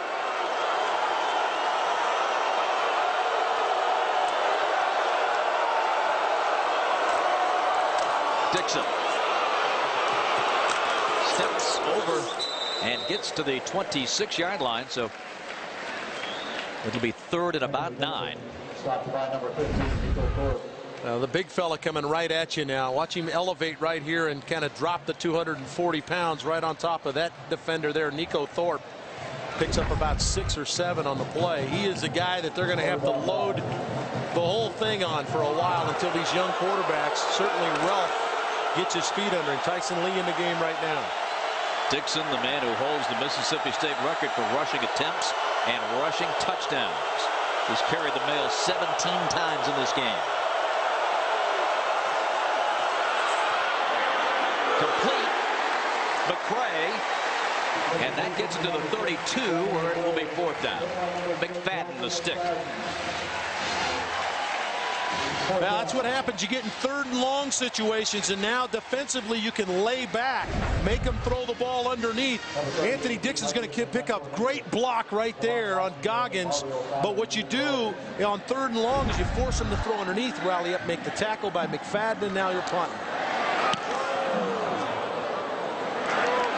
Great hang time. And running into his own man, Washington. His own man ran into him, I guess, more accurately. Mario Fannin got the tackle on the play. 51-yard punt and a -2-yard return.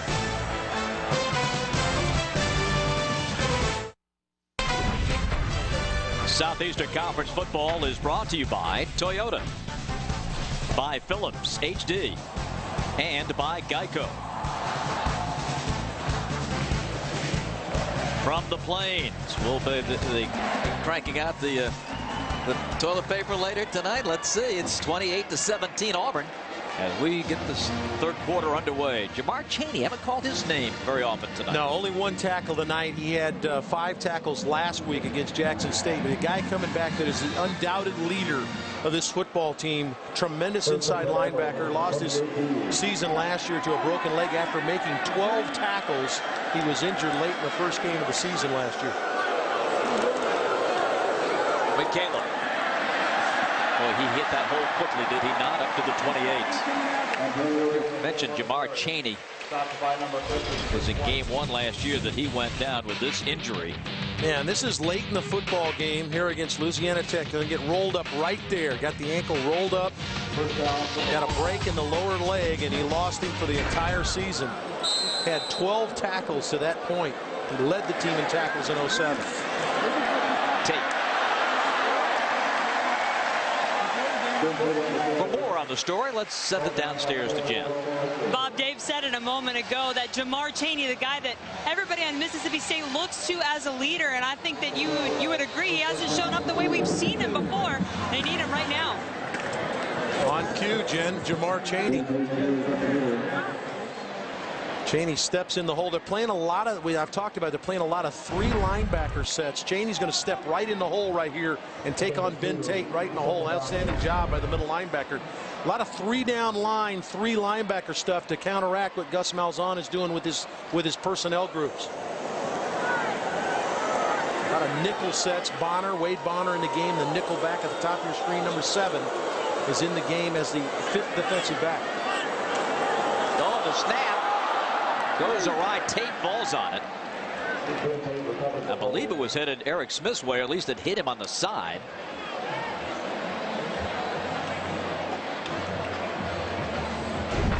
Auburn lucky to fall on it here. Yeah, on the way by.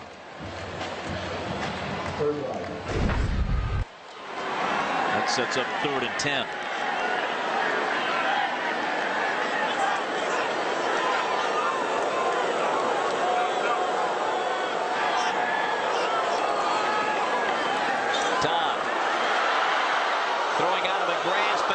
Incomplete. Mario Fannin was the intended receiver, just beyond his reach, but some big time pressure. Yeah, we mentioned Jamar Chaney. KJ Wright also coming. He's off the edge. He's out here. And there's Jamar Chaney, 22, coming through the middle. So all we had to do, evidently, is mention Jamar's name, and he's been in on the last 3 plays. But you saw the switch of the backs back there. Very interesting that they got Fannin to the right to give him the free release, and Tate was the protection guy. Maybe Mississippi State picked something up there. Clinton Durst, who had a punt blocked early, they're going to fake it to McCaleb. And he's got the first down.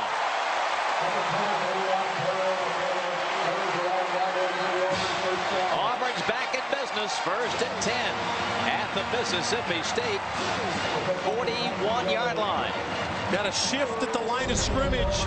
They shift over all the way over to their right side, and now only 1 defender left to the backside, and McCaleb will take those situations every time. Chris Cameron, the freshman, was left to the backside, and well, he was on an island. He sure was. And very interesting, the set was to the left, which means the punter would have had to run to the left to kick the football. And very interesting scenario there as we get a flag down.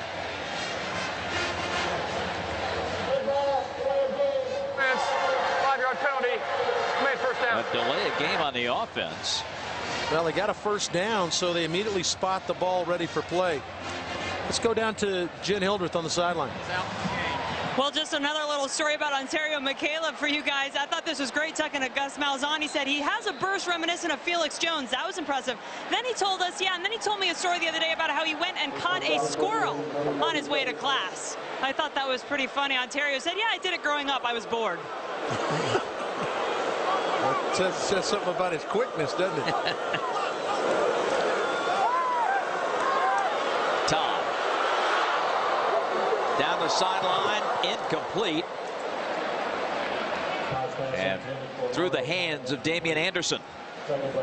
Just a 2-man route that time by Auburn. You wonder, well, why has Todd got so much time to throw? Just a 3-man rush from Mississippi State. And just a 2-man route, so all that protection in there for Todd, and really no place to throw it. A lot of players in coverage for Mississippi State. 2nd and 15. Todd will throw to Tate. Incomplete, despite the fact it was behind the line. Some bad news for Auburn. Their great blocking tight end, Tommy Trott, has been lost to injury. A knee injury, Jen Hildreth tells us. That is one of their great veterans up front. Yeah, leader, guy that's been here for a long time, played since he was a young guy, a freshman. That'll force another freshman in, Philip Lutzenkirchen. Todd under pressure, throws it away.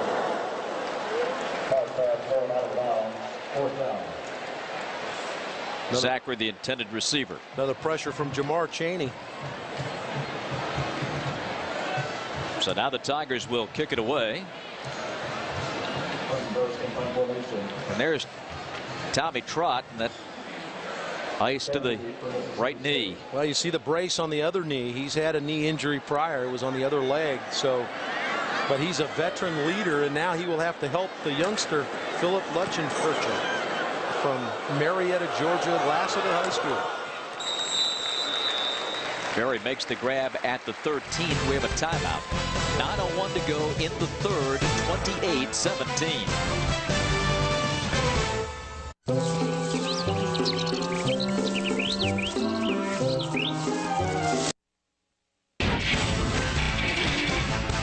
Fred Hickman with a studio update. That Carolina-Georgia game late in the second quarter, 24-23 Georgia. Joe Cox, 9 yards to A.J. Green. It's now 31-23 at the halftime break. Still got time to thumb it in. Our question, the best running back in SEC history. Bo Jackson, Jamal Lewis, Darren McFadden, Emmett Smith, Herschel Walker. 76884 is where you text it. Remember, standard text messaging plates do apply. Thank you, Fred. After all the fireworks in the first half here, a sluggish start, but this is a big possession for Mississippi State at this end of the field. Huge drive. Need to flip the field here. Cannot have to go forward to go 3 and out. Why not give it to the big fella? And the big fella responds with a 10-yard pickup on first down. Anthony Dixon with Chris Relf in at quarterback.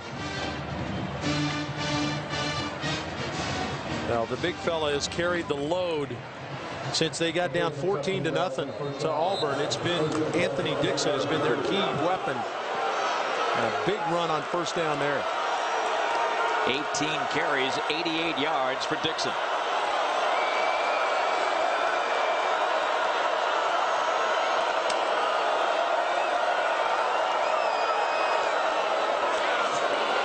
On the outside, a bad pitch. And it was thrown forward, so it goes as an incomplete pass. Boy, they had it set up too. They went option, lead option, or not lead option, but dive option to the left side out of the gun.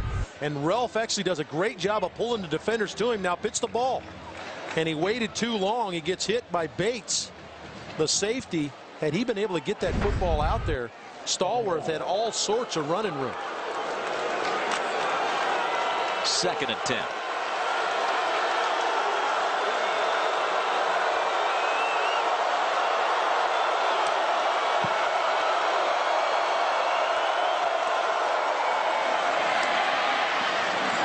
Maintains his balance to make it a sizable gain. Freeman knocked him off his pin. Freeman's going to get credit for the tackle, but a great block by Dupree on Freeman. Kind of upended Freeman, and Freeman got around the legs of Relf as he fell forward. But good job to get it into a 3rd down situation. Very manageable now. 3rd and about a long 3.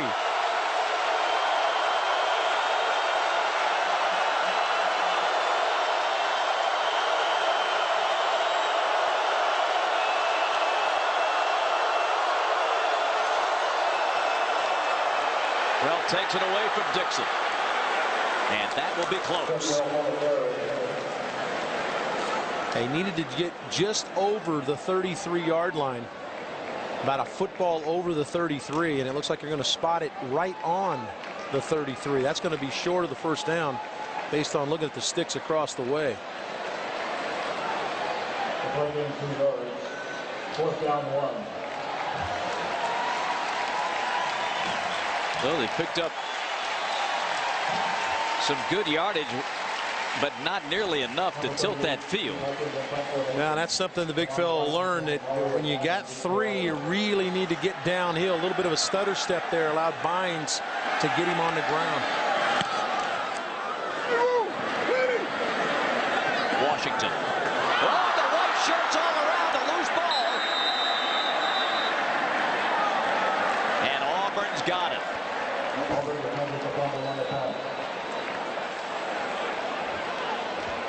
Washington was able to recover. A timeout. 6:43 remaining. Third quarter from the Flames. 28-17.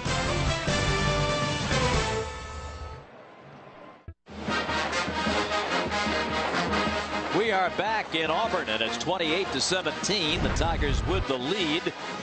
And very fortunate was Auburn on this last punt. Yeah, I want you to watch 42 Zach Smith here.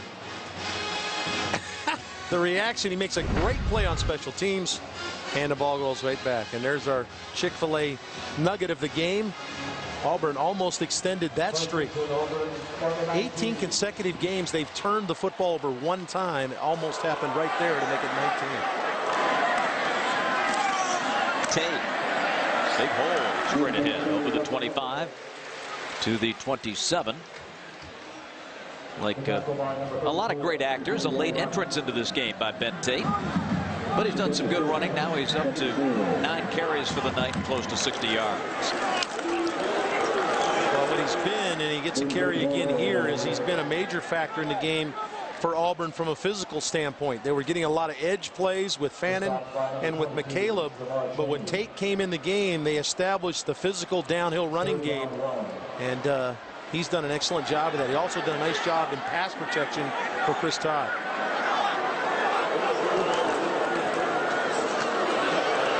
To the outside.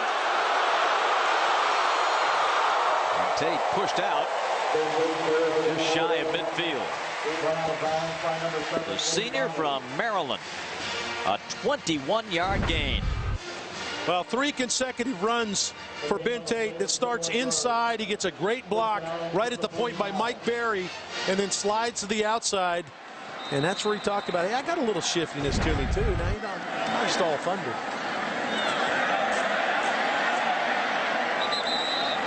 And he keeps pounding away, again getting to the corner and to the 47. Well, Bob, this is what we talked about from the opening. We talked about the key to these two teams was their running game. Anthony Dixon, Christian Decree, Ontario McCaleb, and Ben Tate, and that's what we've seen. Eric Smith is the injured Tiger.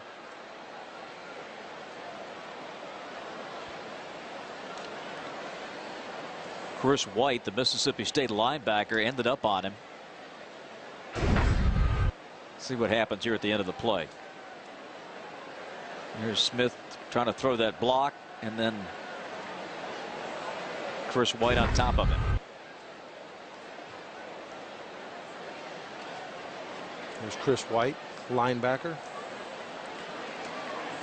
Another junior college transfer for this team. I asked, looks like he's okay. Looked like just the wind knocked out Eric Smith. He's the guy that made a big play on special teams earlier on a kickoff coverage, so important to cog on in several areas. But talking about the junior college transfer, I asked Dan Mullen before the game, you know, what, other than being able to coach in the SEC, which obviously might be a dream for any head football coach to be a head football coach in this league, was what was it drew you to Mississippi State? And he says the talent in Mississippi. And it's the junior college group in Mississippi, tremendous talent there. Dan excited about that. Tate wrapped up and driven back, and a penalty flag. KJ Wright and Sean Ferguson combined. And not just the JC transfers, of course. There's a tremendous amount of young kids playing high school football in Mississippi. He's got a bunch of them on his team. Face mask, number 99 of the defense. The penalty is 15 yards during the run, and it goes automatic first down. Ferguson grabbed the mask. Yes, he did. Well, that didn't look like a mask. Looked like the lower part of the. Well, even the chin strap this year. Well, that certainly was that. All right, Mr. Rules book. I was going to let him get away with that. Auburn keeps it on the ground, and Tate keeps those powerful legs from churning.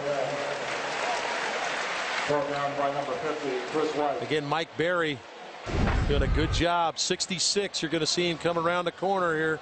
There he is. Gets the block on Jamar Chaney. Keeps pushing. And then Ben Tate with the power gets in behind. Big Mike Berry, the right guard. And if you ask Gene Chizik, this is what he's talking about. Physical play in late in games. We're deep into the third quarter now, and they're physically now starting to impose themselves on Mississippi State.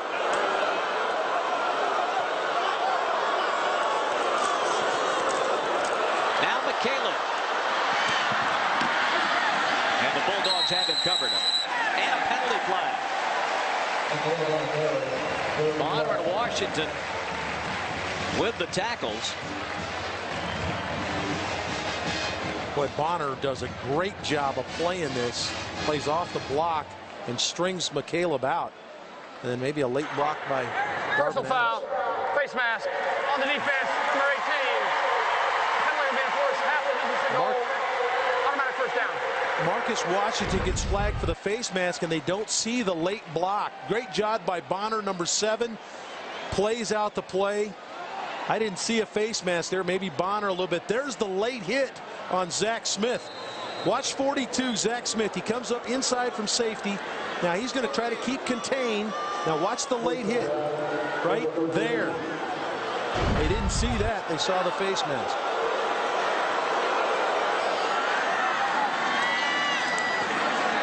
Burns to throw it. Wide open. Touchdown. And the new tight end, Philip Lutzenkirchen, with the touchdown grab. How about that? His first catch as an Auburn Tiger is a touchdown.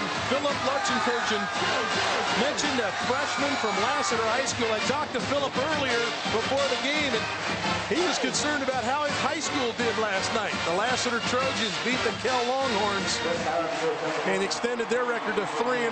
That's what he was excited about. But he gets that. This one will top that, I think. A touchdown on his first reception as an Auburn Tiger. And the kick pushes the lead to 18. Well, we've seen Cody run it out of this, and this is what makes him so dangerous in the Wildcat, is he is a quarterback. Played quarterback on this team the last 2 years, and he can throw it. And certainly if you get a guy that wide open, and good job by Lutzenkirchen to sell run, because he had to do that first and then slip out on the corner route. He had a monster year last year as a senior, 72 receptions, over 1,000 yards and 7 touchdowns. So he's kind of used to getting the football down in the red zone. And again, the Auburn Tigers, Jen Hildreth, getting great mileage from Cody Burns. Well, Cody Burns and that Wildcat formation Gus Malzahn likes to throw out there. Wasn't it interesting, guys, when we talked to him, that really this formation was kind of born with him back at Arkansas in 2006 when he had Darren McFadden. I said, what's the key to making it work? He said, well, you've got to have a guy who's a run-pass threat, and it really helps if they're a good decision maker, obviously, as Burns is with that quarterback history.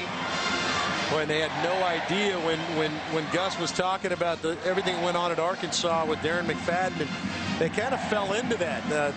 They said they wanted to get McFadden the football, so they snap it to him, and then he said, Coach, I can throw it. And he started throwing it. I think he threw 8 touchdowns in his career there. And then he started handing it to another guy named Felix Jones, and they're trying to duplicate that here. And boy, Cody Burns is so dangerous throwing the football with his ability to run it. 35-17. And this one goes out of bounds, so Mississippi State will get it out at the 40.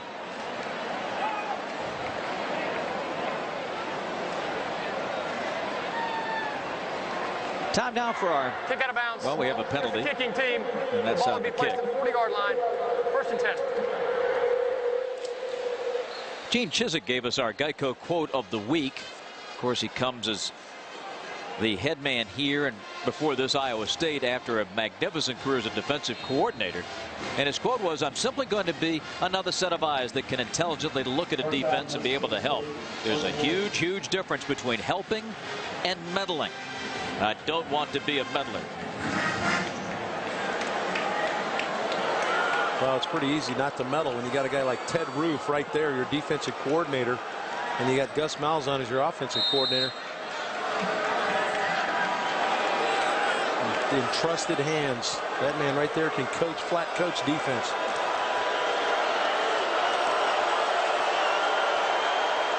Tyson Lee at quarterback for the Bulldogs.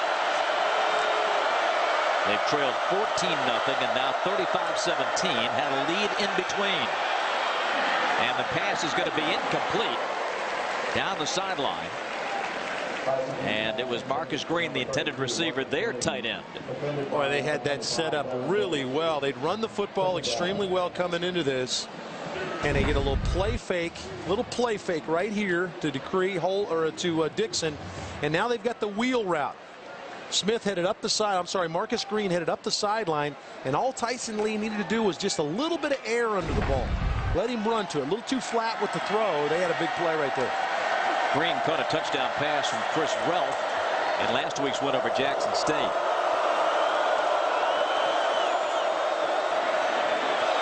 Tipped, incomplete, going Dixon's way.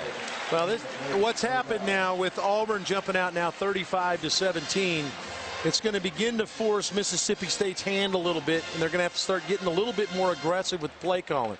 Not going to be able to lean on the running game as much. Dixon and Dupree are outstanding receivers outside, but they're more three-count screen where you show drop back and drop it to them as opposed to slip screen or speed screen like that one was. Dave, the circumstances of the game taking Mississippi State out of its comfort zone? No question, but these quarterbacks are going to have to step up.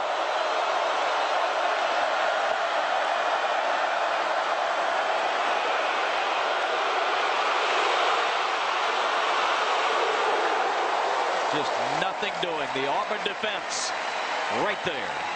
Well, once again, Mullen decides to move the quarterback. Good pressure from Clayton and Goggins as they get over there and get on the quarterback. But good job by Roof to understand that, hey, when they move the quarterback, I got to stay on coverage. McFadden does an outstanding job on the outside working against O'Neal Wilder. And really no place to throw it. Devon Washington, the deep man for the Tigers. And a flag stops it at 3:01 here in the third quarter.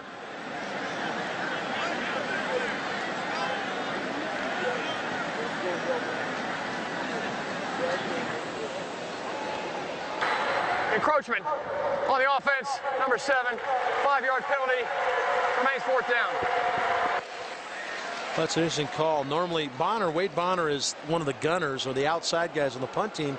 Normally, when you line up there, it's like a wide receiver. You look out, and you look at watch. You'll look out and make sure, okay, am I okay? And normally they do that, and the referee will nod and say, you're fine. I really didn't get that. Washington kept his balance to the 27. Well, we've talked a lot about Cody Burns tonight. He has given us our Jaguar Performer of the Game. Brought to you by the new Jaguar. Rushing. 2 touchdowns. And passing.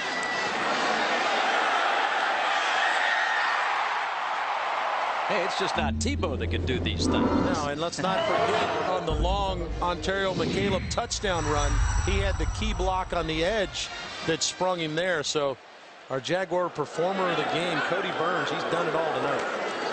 And Moore tucks it away and takes off.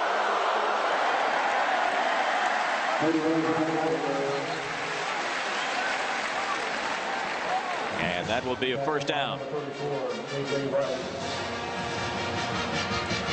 Well, we talked about Cody and what he was able to do to step up for this team as a leader and really, say what he said to his team. But the second part of that had to happen was these two guys had to perform in the positions they were now put in, and both of them have done that.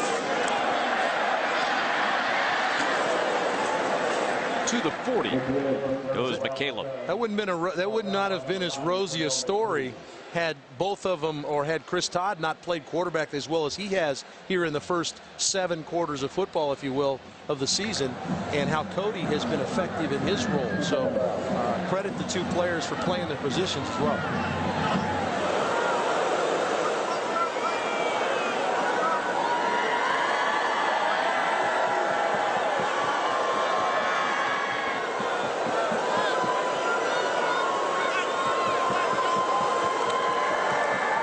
Todd rolling and looking, throwing, open. And the catch made out of bounds. Jay Wisner. It's his first grab of the year, the junior. 25-yard pickup. What a great wrinkle from Gus Malzahn. Little move the quarterback to the right. He's got 3 receivers on that side. Wisner just slips up the sideline and just is not accounted for in coverage. A good read from Todd. Tate. Burst through. He's gone. Touchdown.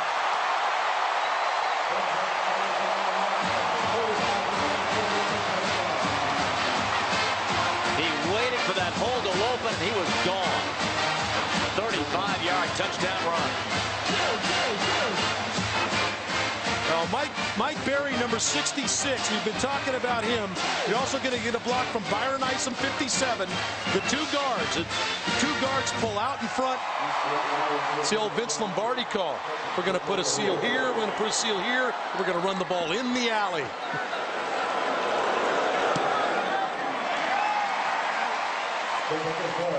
Byron's kick, 42-17. Now we talk about the 2 guards, 66 and 57. Here they are side by side. Now watch these blocks. Tate's going to gear it down and then gas it right there behind the 2 blocks. Outstanding job. Great athleticism from 2 guys. One 6'3", 290. The other one 6'3", 310. Getting out in front and clearing the way for Ben Tate.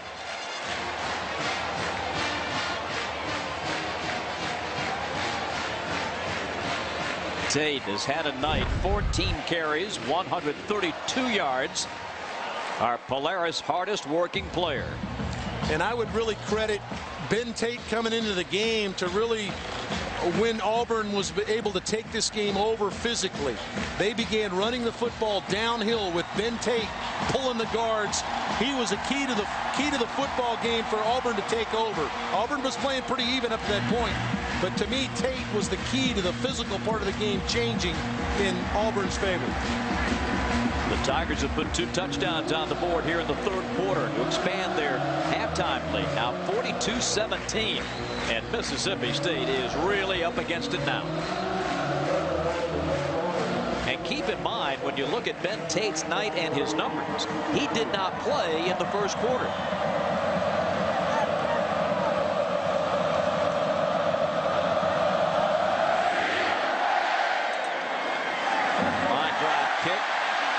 Berry has to go back and gather it. Rolls off a couple of tacklers, keeps rolling over the 40 to the 43. Turned out to be a pretty good return. Boy, Berry, he's got the ability. I said it before, this kid is going to take one back. He was a prolific returner in junior college, and he just has a knack for returning kicks. Long strider, but boy, he's got a knack for hitting the hole. Big opportunity or big situation here for Mississippi State. They have to stem the title of it. Only 33 yards of offense in the 2nd half for Mississippi State. Chris Ralph is your quarterback. And the give is to Stallworth.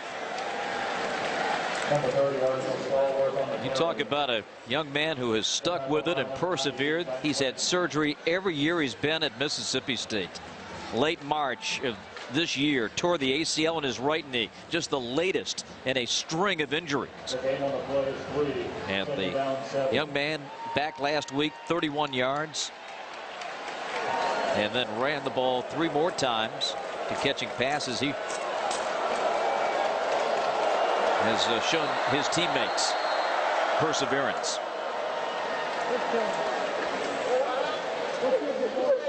A timeout has been taken by the Bulldogs with 30 seconds remaining in this 3rd quarter.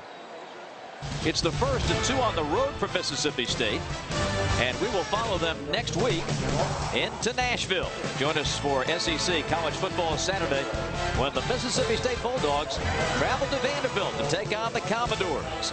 Game time, 7 p.m. Eastern, 6 Central in high definition. And we were talking about the new young stars in the SEC, and here's 2 more great running backs. Yeah, Zach Stacy, Warren, Norman, two young kids that are mirrors the size, 5'10", about 190. One from Alabama, Centerville, Alabama, Bibb County High School. The other from Stone Mountain, Georgia, Chamblee High School. Those two kids really lit it up last week, and they're doing battle with the Tigers right now. Boy, good ball game in Baton Rouge. 16-9 LSU in the fourth quarter. Georgia now up 15 on South Carolina, and Alabama has taken control of that game with Florida International. Dixon met when he was handed the football. El Toro Freeman, and the Tigers are thrilled to have him back. Hand injury, hamstring injury in camp. Didn't play last week against Louisiana Tech. This is his Auburn debut tonight. And he's trying to get the crowd back into this game. He's jacked up to be back out there, isn't he? Oh, it's fun to play. That's the end of the third quarter. And it has been a night for the Auburn faithful. Couple of touchdowns here in the fourth. One on the ground, one in the air. And Auburn leads it 42-17. Southeastern Conference football is brought to you by O'Charley's, by Regions Bank, and by Honda Generators.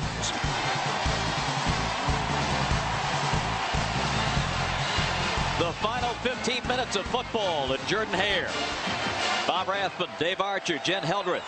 42-17 Auburn. Mississippi State with the ball, 3rd and 6.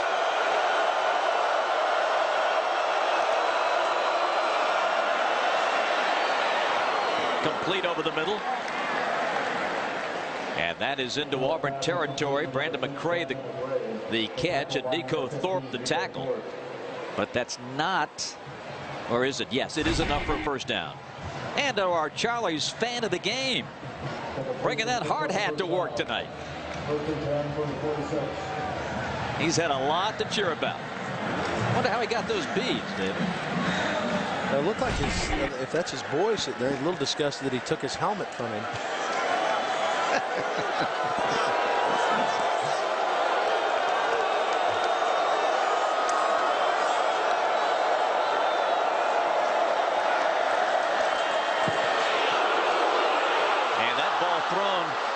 As the receiver had his back to the play and incomplete. McCray was the intended receiver. He gets good pressure from Blank up the middle, and they wanted a little out and up type play, and as a young quarterback, Ralph, you can't make this throw. You're going to have to go ahead and eat it, take the sack, or you got to throw it out of bounds. Cannot throw the ball out there to a receiver that's running an up and out. Now, Walter McFadden was right there. And 9 quarterback pressures now on Ralph and Tyson Lee for the Auburn Tigers. That's outstanding.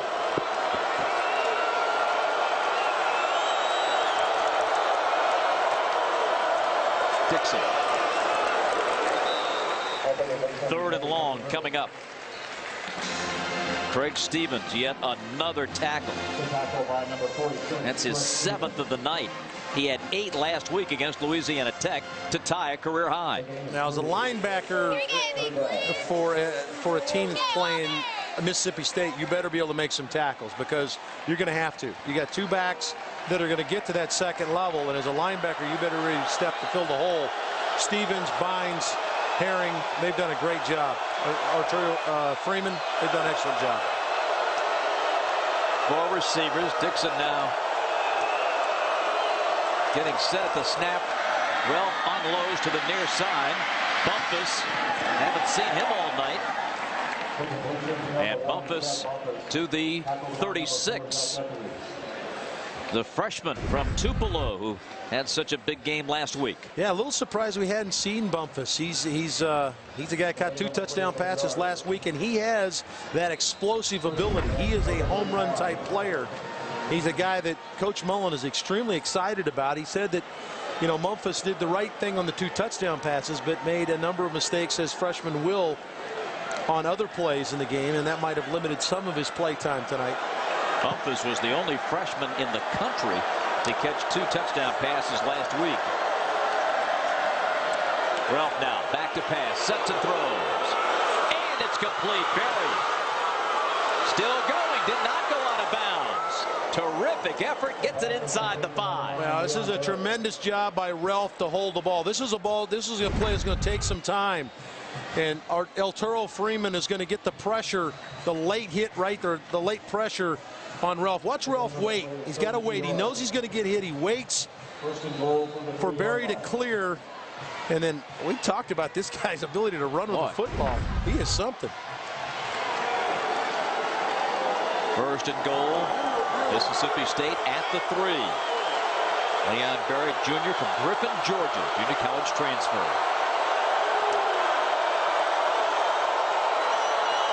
Ralph calls his own number to the 1.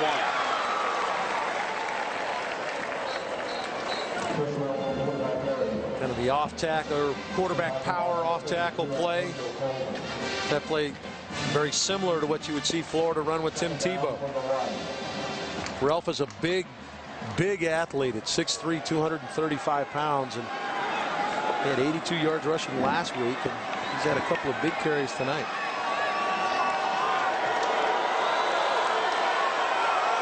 But this has got to be Anthony Dixon time, I would think.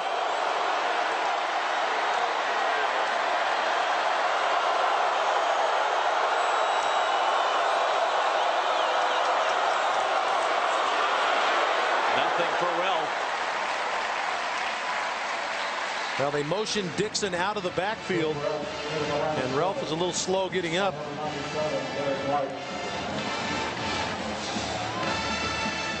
So while Dan Mullen looks at his play card, he's got his quarterback just now getting to his feet. Yeah, and to me, that is the epitome of what you see. You know, you see Tim Tebow carry the ball inside, and I don't mean to get on Tim Tebow here all of a sudden, but there's a guy at 6'3", 240 pounds or 235 pounds pounding it inside, and you see the rough play that's in it. It's a contact, it's a collision sport. And that's what amazes me about what Tebow's able to do running the football. Very similar body size as this young man, Chris Ralph. Derek Likes was also shaken up on the play for Auburn, number 97. So Ralph comes out. And Tyson Lee goes under center. Looks, throws, touchdown. Christian Dupree out of the backfield to make the grab, and that keeps hope alive for Mississippi State. Excellent job by Anthony Dixon, who had carried the ball 4 times out of the wishbone earlier in the game, gets the key block, and Dupree slips into the flat. Outstanding pass receiver, good throw from Tyson Lee. Good job by Lee to stay ready. Ralph goes down with, that was his drive. He goes down with the injury. Lee comes right in and shoots it out there in the flat for the touchdown. Sean Brockley puts it through. And with 11:15 remaining in the game, Auburn's lead has been cut. Lee, Dupree, 42-24. We welcome you back to our coverage of SEC football. Here's what's happened tonight. A wild one here on the Plains. 42-24, Auburn leading, as Mississippi State gets on the board for the first time since late in that second period, when that 17-point flurry gave them the lead, only to see Auburn score 2 more touchdowns. Dixon, 20 carries, 92 yards. Burns is accounted for 3 touchdowns tonight, 2 on the ground and 1 in the air. Christian Dupree with a touchdown reception moments ago. Fannin from the 1.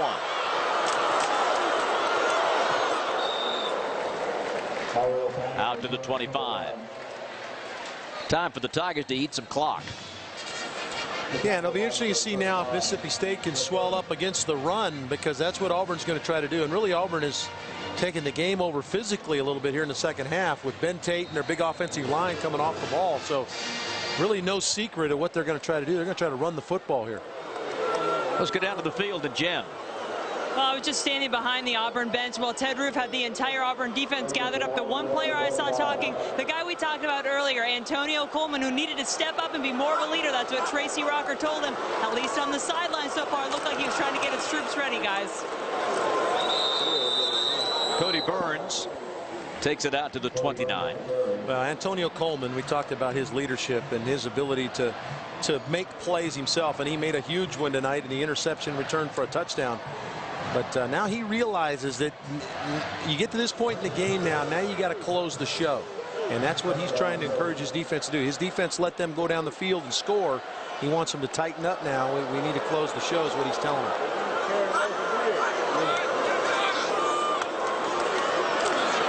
McCaleb. If you're just joining us tonight, you missed that pick for 6. Our Auto Owners Insurance defensive coverage play. Yeah, zone blitz here. Coleman drops from his defensive in spot into coverage. And then the big man shows the athleticism to lay out and get in the end zone. Really good job of reading the quarterback's highs, elevates. And, you know, big hands. Good hands for a big fella. 6'3", 255 pounds, goes up and gets it. And Tate over the 35 to the 38. Well, there's your first opportunity there for Mississippi State defensively to get a stop. They did not do it. Antonio Coleman learned a lot of his trade. Now Rocker's here helping him now, but Quentin Groves, the all-time sack leader here, really spent a lot of time with him as a youngster. Mississippi State making the play. Sean Ferguson, number 99, breaking through. That's what they needed here on defense. They needed to make a play on first down. Put Mississippi State, or put Auburn a little behind the 8 ball here on second down. 2nd and 12.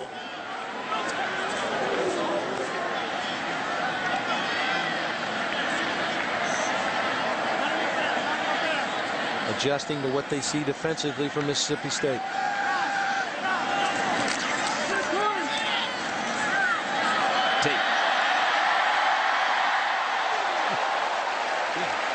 Jump on his back, Zach Smith.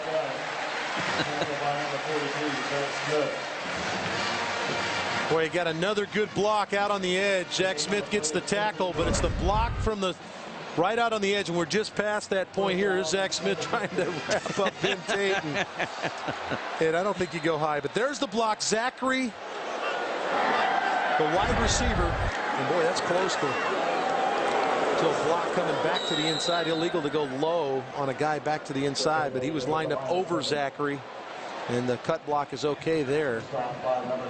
But a good block to spring Ben Tate around the edge. We've seen a number of plays like that, and that's good coaching. You know, when you start talking about receivers making blocks, that's how you make big plays, big runs. Big runs come because guys are making extra effort down the field. We've seen that from receivers tonight for Auburn. McCaleb. That's the traffic clear and heads to the sideline. We're talking about Ben Tate. He's got 107 yards in the second half. Yeah, that 149 for the night. That just talks about, Bob, what we talked about, where Ben Tate really kind of, with his big fellas up front and the guys out blocking, it takes a whole team to run the football, but it really has changed since Ben Tate's been in the game from a physical standpoint. Both he and McCaleb going over 100 yards tonight. Fannon's in the backfield now as Chris Todd gets the play call.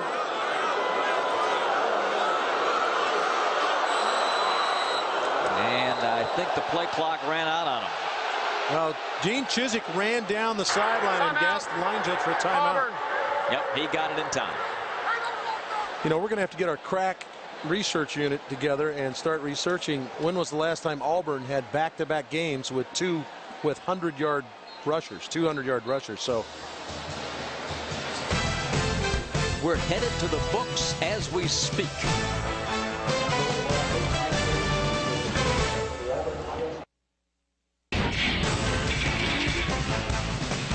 Fred Hickman here with a studio update. Remember when it was 14-13 Florida International? Well, not anymore. Terry Grant breaking this one off. 42 yards. The Tide now rolling with 27 unanswered points, 40-14. Respect the element. Thumbing it in, we asked you who the best running back in SEC history is, and 72% of you going with Bo Jackson. Right now, let's get you back to Auburn. Bob, Dave, and Jen. Bo Jackson. Sounds like we got a few Auburn fans watching. Yeah, I think so. How do you go wrong with that choice? No, you couldn't go wrong with any of those guys. 7:56 left. Todd floats it, and up to get it, Terrell Zachary.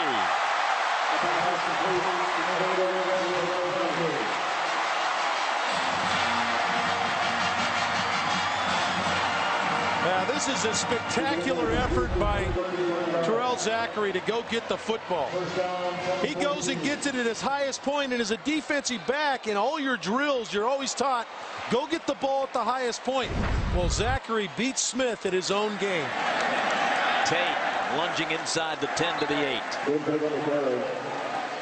Zachary last week caught a 93-yard touchdown pass that established an Auburn record for the longest touchdown in school history. Well, they've got two good receivers. You're worried about the receivers here. Zachary and Adams, pretty good. Gang tackled is Tate at they'll give him his progress to the 6. Here's that play from last week. Yeah, 93-yard little pump and go. Outstanding protection, first of all, and a great throw, and then pretty easy for Zachary once he sucked it in to take it the distance. Longest play in Tiger history. I think there's going to be a few records fall with Gus Malzahn as the offensive coordinator here at Auburn. Cody Burns in the Wildcat, looking, and takes it to the 2. Randy Cooper made the touchdown saving stop.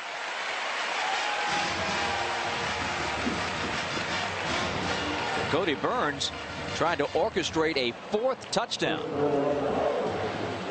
He's rushed for 2 and passed for 1 so far.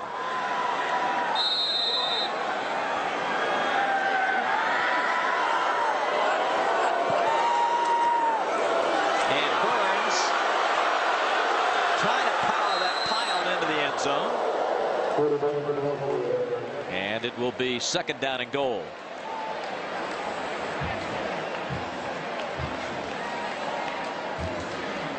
You can see how tough the kid is. Now, Burns is not the biggest guy in the world either. 6'2", about 210.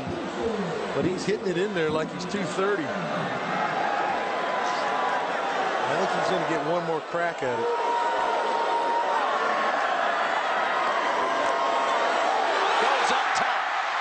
Give him 6.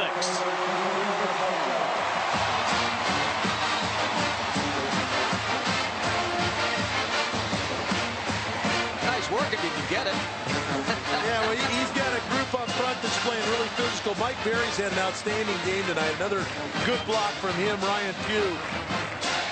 Outstanding job of Burns getting. Kind of doing a reverse Tim Tebow. Tebow threw 4 touchdown passes today and rushed for 1. Burns has now rushed for 3 and thrown 1.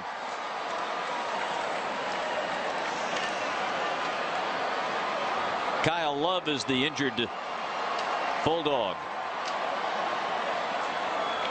The senior from Fairburn, Georgia. Yeah, one of the real veterans in their defensive line. They can ill afford to lose Kyle Love. North Clayton High School, Fairburn, Georgia. Kid that's played in 32 games. This is his 33rd game as a Mississippi State Bulldog.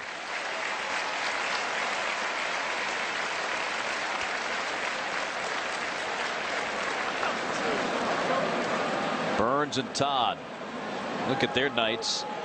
Todd 10 of 23 for 186. And then Burns in there for the 4 touchdowns. Our region's little things add up, and don't they? Plus, you've got the great running game story as well for Auburn this evening. For Tate and McCaleb. 5:56 to play. 49-24 Tigers. Auburn ups the lead to 49-24 with 5:56 to play in the fourth quarter. And more on the Mississippi State perspective as we come down the final 6 minutes as they get set to take on Vanderbilt next Saturday. Let's get more on the Bulldogs story from Jen. Well, I think the story for this team, I mean, the word that we heard and the phrase we kept hearing from all the players and coaches was that they needed to show a relentless effort to win. And I think the question for them now, and Dave, maybe you can comment on this, are we seeing the same effort now as when the Bulldogs were making that run in the second quarter? Yeah, I don't think that they've quit by any stretch of imagination. I think they've continued to play extremely hard. I think that we have to remember that where Auburn is and where Mississippi State is in getting their culture changed is two different places. Yes. You know, and Mississippi State's got a lot more work to do. They've got some great talent on the field, and I still think that they are playing extremely hard, and they will play hard throughout the year. But I have not seen any kind of quit or lay down in them, and I don't think we ever will. And I think the relentless thing is still there. Leon Berry keeps it rolling over the 30 to the 34-yard line. Zach Etheridge, the tackle. Look at that Mississippi State bench, still engaged. Well, and I think Dan wants them to feel this. I don't think that, you know, you lose some games and sometimes it gets to be a little bit of a feeling you get used to, and he doesn't want that. And he's trying to change the culture of these players, and there's a lot of talent on that bench. Just got to get it going all in the same direction, and he will. But it takes a little time. You're going to have to take a couple on the chin and reinvest yourself in what's going on. Well, throwing, and the catch is made by Winder. And that grab takes it over the 45 down to about the 41-yard line. O'Neal Wilder is a redshirt freshman who made his debut just last week. Well, they've got some monster receivers on this team. He's 6'5". Adam McCray's 6'4". Bowser's 6'3". I mean, they've got some big receivers on this team.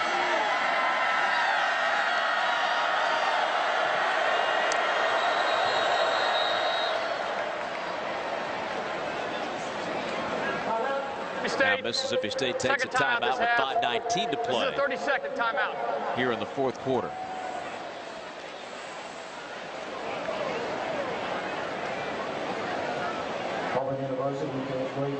Auburn has snapped the football 74 times to Mississippi State's 56.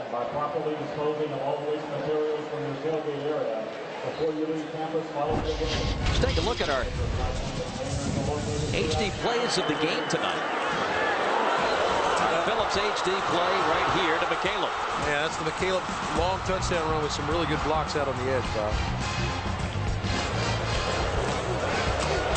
Ben Tate waited for that hole to open, and off he was gone.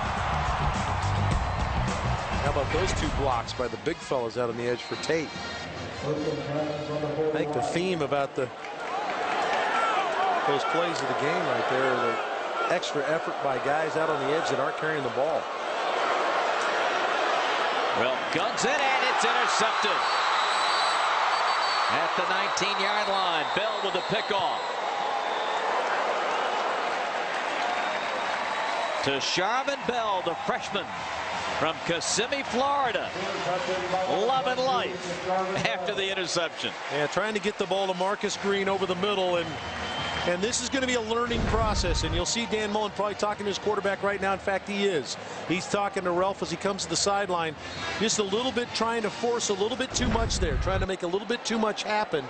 And there's the conversation happening with his young quarterback. Learning process. Ralph has not played hardly at all in his career. He's going to be a good player. He's got a big arm. He's a great athlete. And he'll make some plays, but he's going to have to learn by fire, and you're going to have to throw a couple interceptions to learn things. Neil Caudle is the new quarterback, and the handoff comes to Mario Fannin. Neil Caudle, the junior from Hoover, Alabama. Injury truncated time for this young man who grew up a big-time Auburn fan, and he's hung in there through all the injuries and setbacks.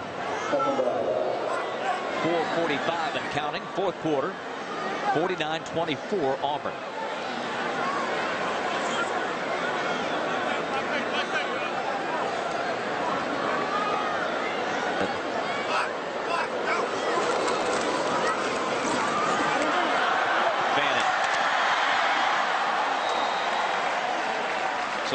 getting the carry here, a flag on the play. And the hold will bring it back. A record-setting night here on the Plains for Ben Tate and Ontario McCaleb. Now, see, I told you our crack staff would figure this out. And they've had this ready, waiting for the right moment. The first time in Auburn history that they've had two guys to go over 100 yards in back-to-back games.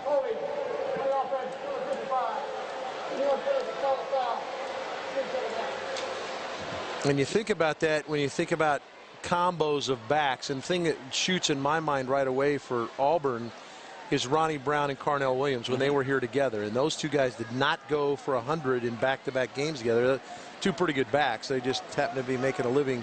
They'll be making a living tomorrow for Tampa and for Miami. And the man against whom all Auburn backs are measured. Yeah, no question. You didn't hand the ball to anybody other than him when he was here. Bo Jackson.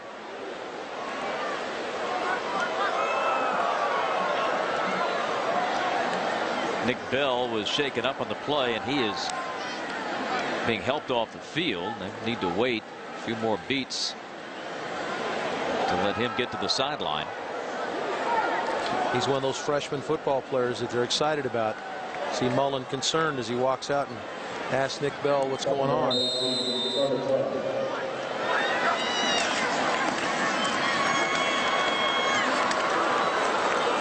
Last week, Auburn used Fannin as a receiver.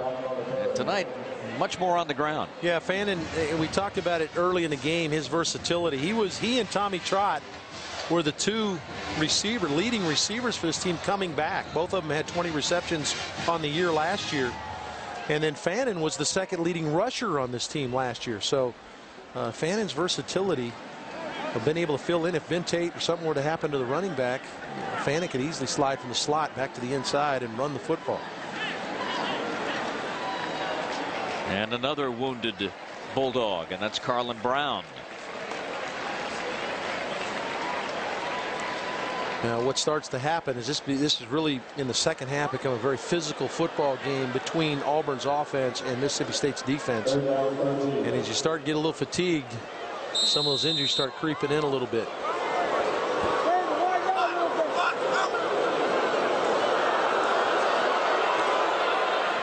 Connell heaves it, and it's going to be incomplete. And a penalty flag. Pass interference on Mississippi State. And that's Zach Smith. And remember what happened to Zach Smith before when Zachary went up over him to make the play when he was trying to play the football. This time he doesn't play the football. He plays the man, and he's going to get flagged for the interference. For those of you expecting to see Purdue and Oregon, that game will be coming up momentarily.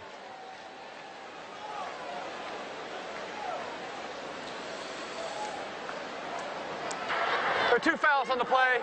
Offside, number 97 defense. That penalty's declined.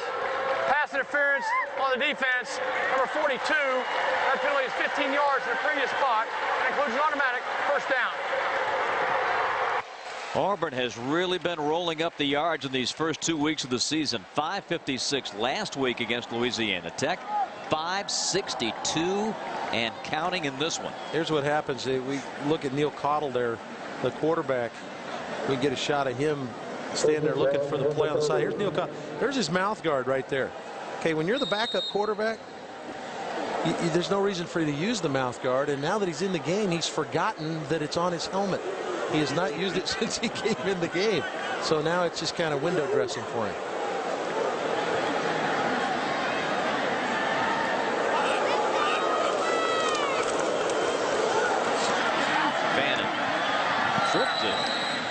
Just a bit. Cleats caught. And now with 3:41 to play, Auburn is confronted with a second and 4. And Mississippi State has done a good job here. I think their staff has substituted a lot of their young players in on defense. So they've got a number of their second line guys in the game, getting them some game experience up front. And I think it's going to bode them well. You never know when injury's going to creep in. Be able to get these guys some valuable minutes against a team like Auburn is big. Bannon reverses his field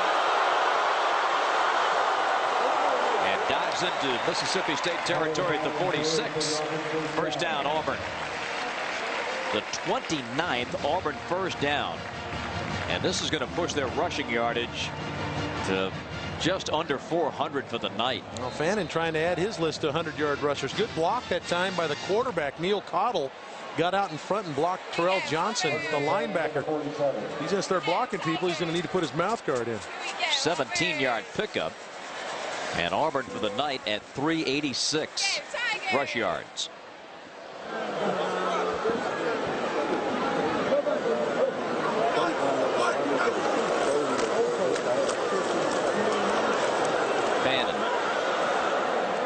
Nothing on this play. David, you talked about tomorrow, and of course that means the season begins with a Fox NFL Sunday doubleheader. First, the Cowboys take on the Buccaneers, and Brett Favre makes his Vikings debut battling the Browns.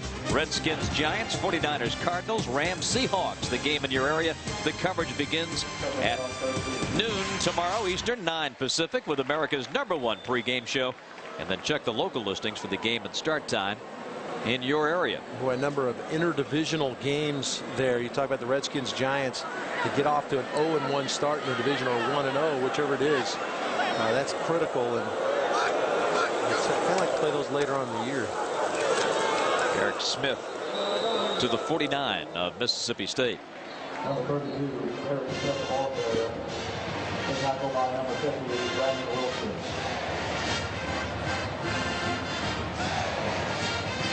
49-24.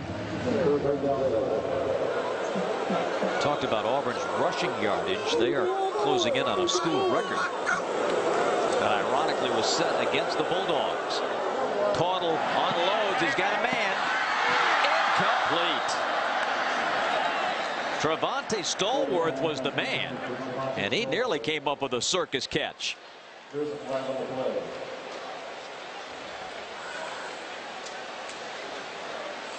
Well, we talked about Mississippi State. There's a penalty against Mississippi State. We talked about the Bulldogs at Vandy next week in our game. Here's what's coming up. Auburn opening with 4 straight at home. The Mountaineers come calling. Well, and that's a game last year that Auburn really played well in the first half, and then all of a sudden Noel Devine took over in the second half with Pat White, and they end up blowing the Tigers out. But tough schedule with West Virginia coming here and then having to go on the road to play Tennessee in about 3 weeks. Smith to the 37. So let's recap for you what's transpired today and tonight. A couple of finals to give you. LSU 23-9 over Vandy. Bama wins 40-14, and in Athens now a 1-point game with 12 minutes to go in the fourth quarter at Sanford Stadium. 38-37. Well, if anybody was wondering where the offense had gone for the Bulldogs and the Gamecocks, it arrived in Athens tonight. Really?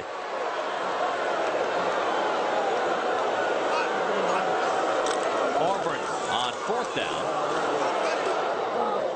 and they will turn it over on downs. Well, David Archer, what can you draw from what we've seen here tonight? Well, I think that Auburn got what they wanted from a physical standpoint, and it happened in the second half, and I think that they're certainly on the right track.